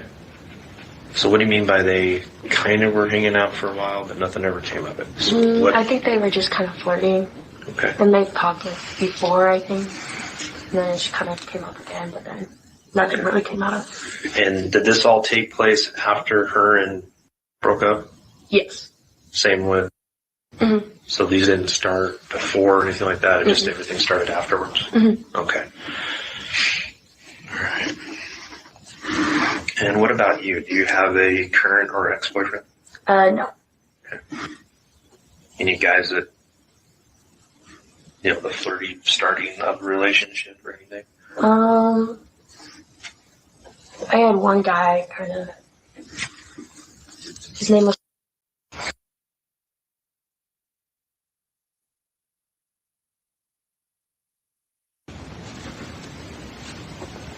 Where does he live? Mhm. Okay. Had he been over to your place before? Mhm. Okay. Same thing, parties, or just you invite him over, he comes Parties hangs out? mostly. Okay. Nothing serious between the two of you? Not really. Did he want more? I don't know, it's just kind of newer. Newer? Yeah. Kind of that beginning stage of getting to know each other? Mhm. Okay. A lot of talking, mostly through phone? Once again, he's, as they all do in these interviews, these detectives are feeding them their answers, guys. It sickens me to see this happen with almost every one of these interviews. They just feed him. It's crazy. Sit there, shut your mouth, and let them answer your questions. And if they don't, then make them answer your questions and then follow up with those. But they're feeding them. Or in person? Both. A little bit of both? Mhm. Okay. And what about, you said had a boyfriend, okay. So that'd be all of you. All right. Any other admirers or guys who just would catch a clue that would hang out or try and hang out, kind of hang around you guys, come to your parties all the time and kind of be annoying that you can think of? Not really. Like, no one that would, like, be creepy towards anyone. Have you ever heard the name? I know his last name. Okay. His name just came up, so I'm not even sure if he's involved. I can't remember. I'm trying to remember who told it to me. What do you know about? What do you know? All I know is that he's super nice. He's So whatever name they said, when he said it came up, she said, "Who said that to you? Who gave you that name?" Wonder why she's asking that question. Interesting. friends with and all of them. And he had a long-time girlfriend, but then they broke up recently. That's all I know. And yeah, the I'm referring to, was it? Okay, that might be the same one then. Okay. So a nice guy though? Mm-hmm. I've never like really had like a conversation with him. Okay. Like, he was always nice whenever So I'm gonna ask a point blank question with does he sell drugs of any kind? Not that I know of. Not that you know of? Mm-mm. Okay. What about it? Is that a name you're familiar with? Okay.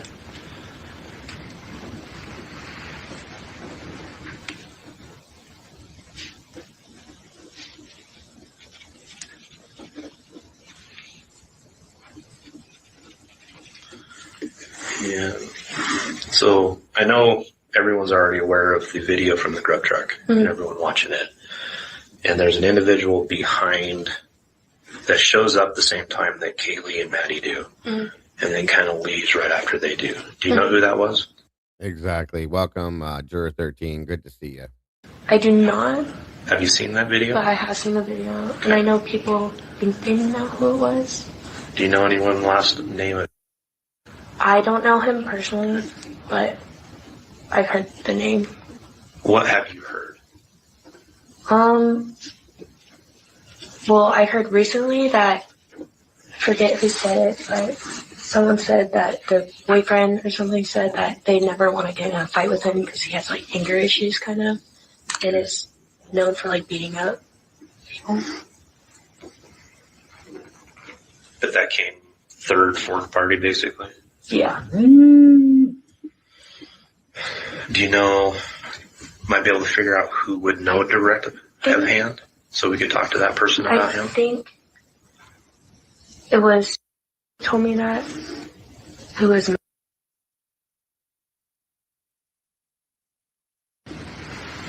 I'm not positive on that. And do you know who her boyfriend is? Yeah. Do you know last name?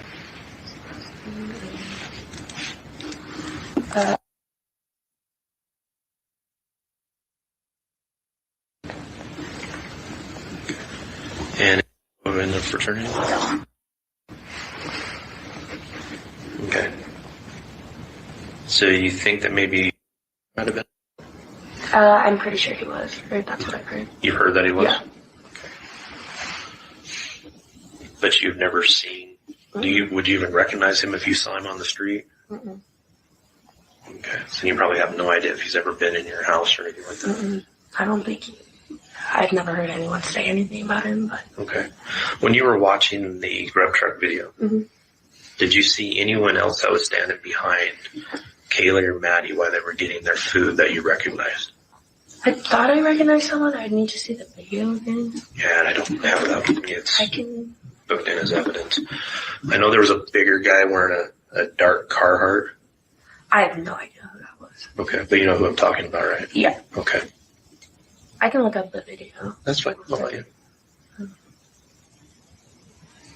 I don't know how to really run that Twitch stuff, so I'm sure you guys do a lot better than I do. I just know it's right towards the end before they closed. I do. Do you know who that was? I do not. Start before or anything like that, or just everything started afterwards? Okay. All right. And what about you? Do you have a current Welcome, Sandra. Wonderful to see you, dear. Thank you for joining us. or ex-boyfriend? No. Okay. Any guys that, the flirty starting of a relationship or anything? I had one guy kind of. His name was.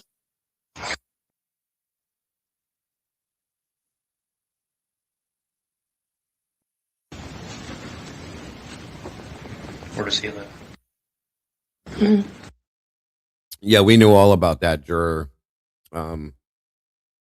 Unfortunately, yeah, he passed away from an overdose. Demetrius and I can't think of her, Emma Bailey were being held in conjunction with on charges because of that, and then they were let go. So yeah, we definitely know who he is, bud. And he was friends with Ethan. That's correct. Okay. Had he been over to your place before? Okay. Same thing, parties, or just you invite him over, he comes Parties hangs out? mostly. Okay. Nothing serious between the two of you? Not really. Did he want more? I don't know. It's just kind of. Bethany was from Nevada. Xana was from Arizona. Newer. Newer? Yeah. Kind of that beginning stage of getting to know each other? Welcome, Liz. Okay. A lot of talking, mostly through phone or in person? Both. A little bit of both? Okay. And what about... I said, not a boyfriend, okay.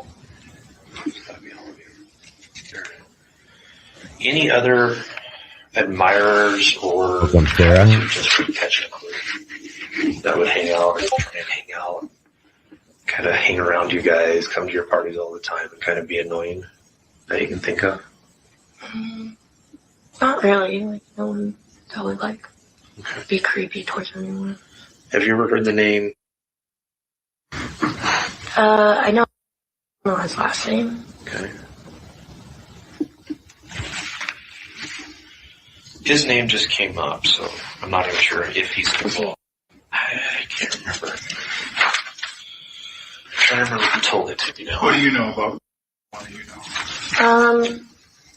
All I know is that he's super nice. He was friends with and all of them. He had a long-time girlfriend, but then they broke up recently. That's all I know. And yeah, the I'm referring to was it. Okay, that might be the same one then. Okay. So the nice guy though? Mm-hmm. I'd never, like, really had, like, a conversation with him. Okay. Like, he was always nice when I So I'm gonna ask a point blank question with does he sell drugs of any kind? Not that I know of. Not that you know of? Mm-mm. Okay. What about it? Is that a name you're familiar with? Okay.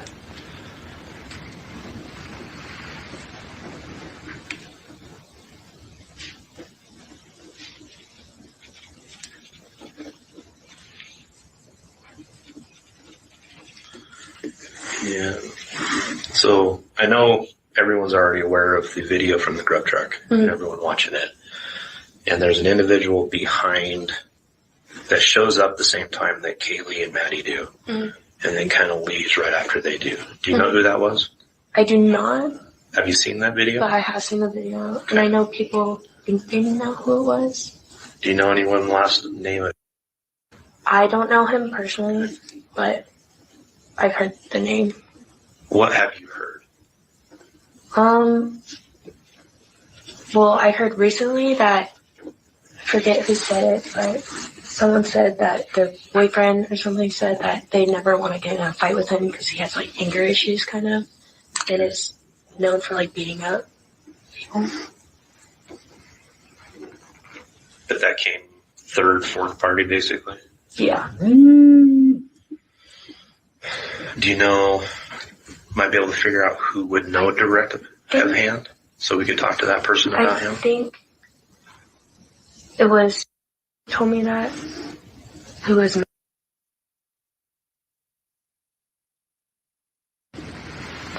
I'm not positive on that. And do you know who her boyfriend is? Yeah. Do you know his last name?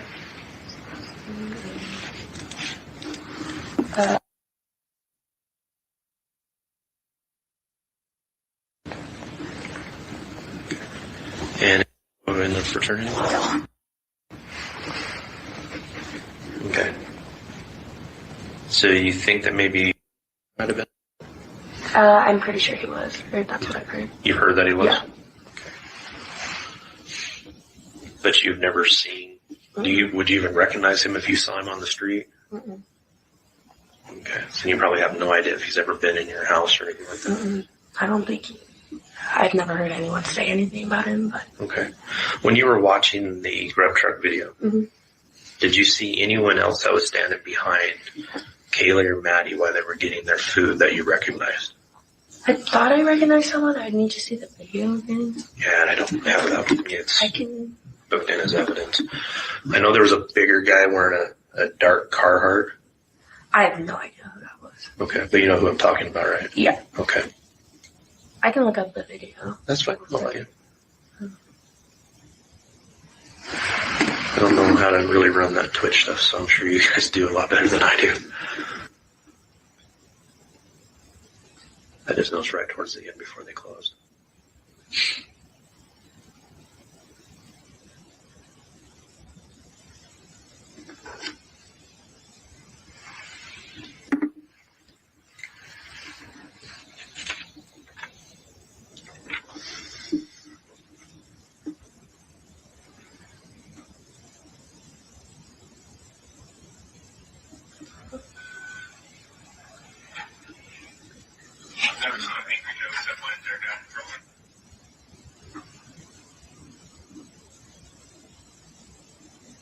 Yeah, that's one thing I'll say Bethany is very good at is avoiding questions and answers to questions, kind of working her way around situations, kind of detaching herself from situations. She's very, very good at that. As much as I felt like she's probably the least involved, she seems to have the ability to manipulate situations in those ways, from what I've noticed in her interviews.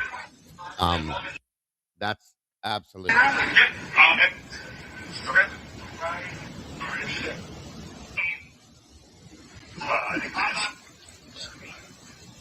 You're fine.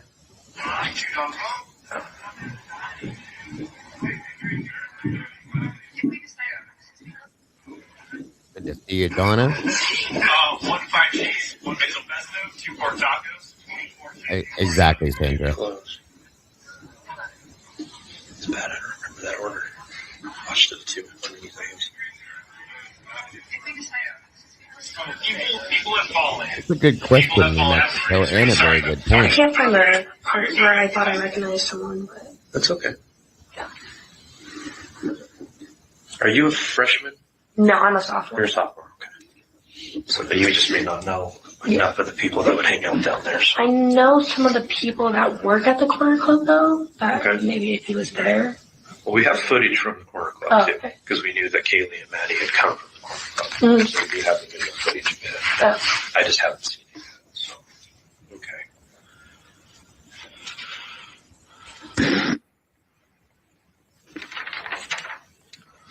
So you guys have a router in your house for the internet? Wi-Fi? Yeah. Yeah. Okay. Whose account was that under? Kaylee. Okay. Do you know the password or username for it? No. I Do you know if it's think the password could be the same. Wait, do you need the Wi-Fi password? that part? I don't know. I don't know if I need that one or if it's going to be a different password. It should be for the actual Spectrum account. There's maybe it's the probably same. an administrator Yeah, there should be an using a password for the router. It would be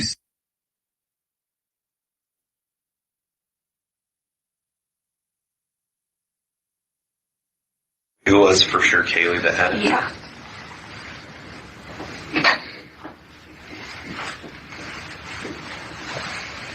Okay. What was the you said it wasn't a private, or it was a private account and it wasn't just open to anyone that came in, right? Mm-hmm. Or did you have two different ones? No, just one. Okay, so what would be the login that you would use when you logged into it?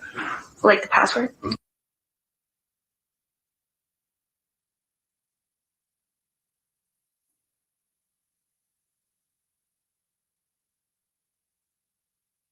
what was the name? Like Dave's Bar Grill or I think it was not positive on that. And then actual password? Yeah. Okay. I can't remember if it's in it or not. So we're only going to hear a little bit more of this for today, and then we're going to come back and finish this and a few others tomorrow, you guys, because we're on a time constraint today.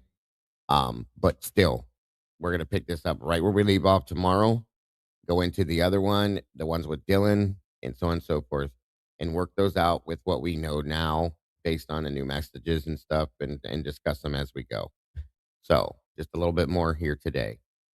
Not, but Okay. the password. No, that's fine. Did you guys ever give the password out to many people? Not a ton of people. We kind of just a select few. Kind of like your guys' code to the front door? Yeah. Just very selected people? Yeah, just because it would like overpower it and then it just wouldn't work. Okay.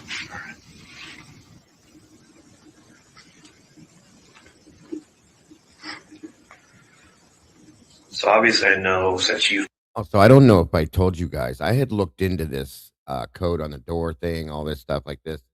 You can actually punch in a specific code and override those door codes on that.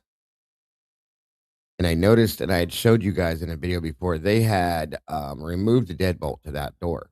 Okay. So at that point, that door could pretty much be shouldered and opened. Okay.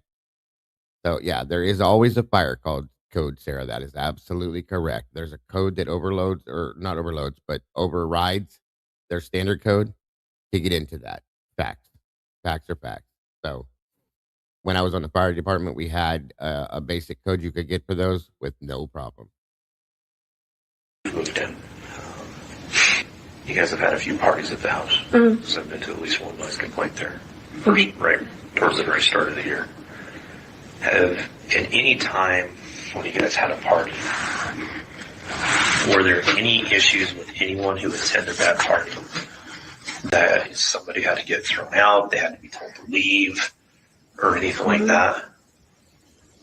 I know some people, or two guys got in a fight once, but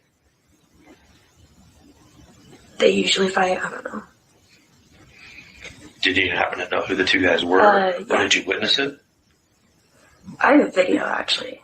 Really? Yeah. Who were the two guys fighting? Someone sent me.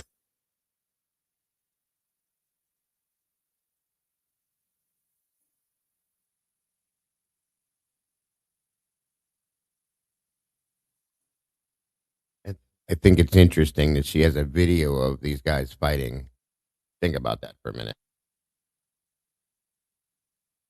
And who was he fighting? I just know him by. Just. I believe so, yeah. Okay. Do you know why they were fighting? They just get fights sometimes, I think. Or they have both fraternity members? Mm-hmm. They're in the same fraternity, too. Do you guys, is your house a lot with each other? We mainly hang out I'm with. kind of kicking up on a theme here with the town. We mainly hang out with. Okay. Because Ethan was. Mm-hmm. And his brother was. Mm-hmm. Okay. All right.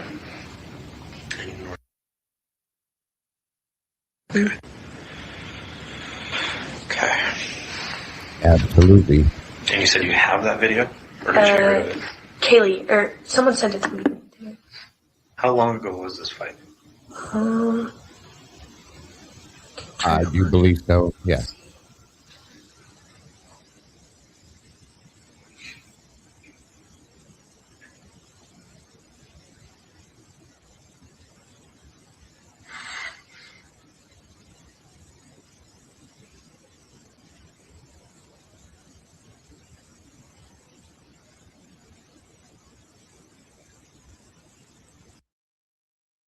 Okay, everybody, that's going to do it for this for today. Guys, make sure that you tune in at 6 p.m. tonight for the Verdict Room Unfiltered with myself, Typically Unique, Bronx Tales, True Crime, and The Last 24, as we're going to break down a lot of this stuff and then some more as well. So make sure you guys tune in for that. It should be a great show. It always is. This is our third episode, I believe. Third or fourth. 6 p.m. Eastern Standard Time. I am so looking forward to that. And then thereafter that, about an hour or so after that, I will be jumping on to Crimes After Dark with the Devil's Advocates and Bronx Tales True Crime as well. So you guys are amazing. Thank you so much for joining us. Don't forget, you guys, to love yourselves, love each other. And don't change a thing. You guys are the beautiful people. And I will see you very soon. Make sure to hit the like button on the way out if you have. Thank you to anybody that chose to donate to support the channel. You guys are the beautiful people. See you very soon. Much love. Bye-bye.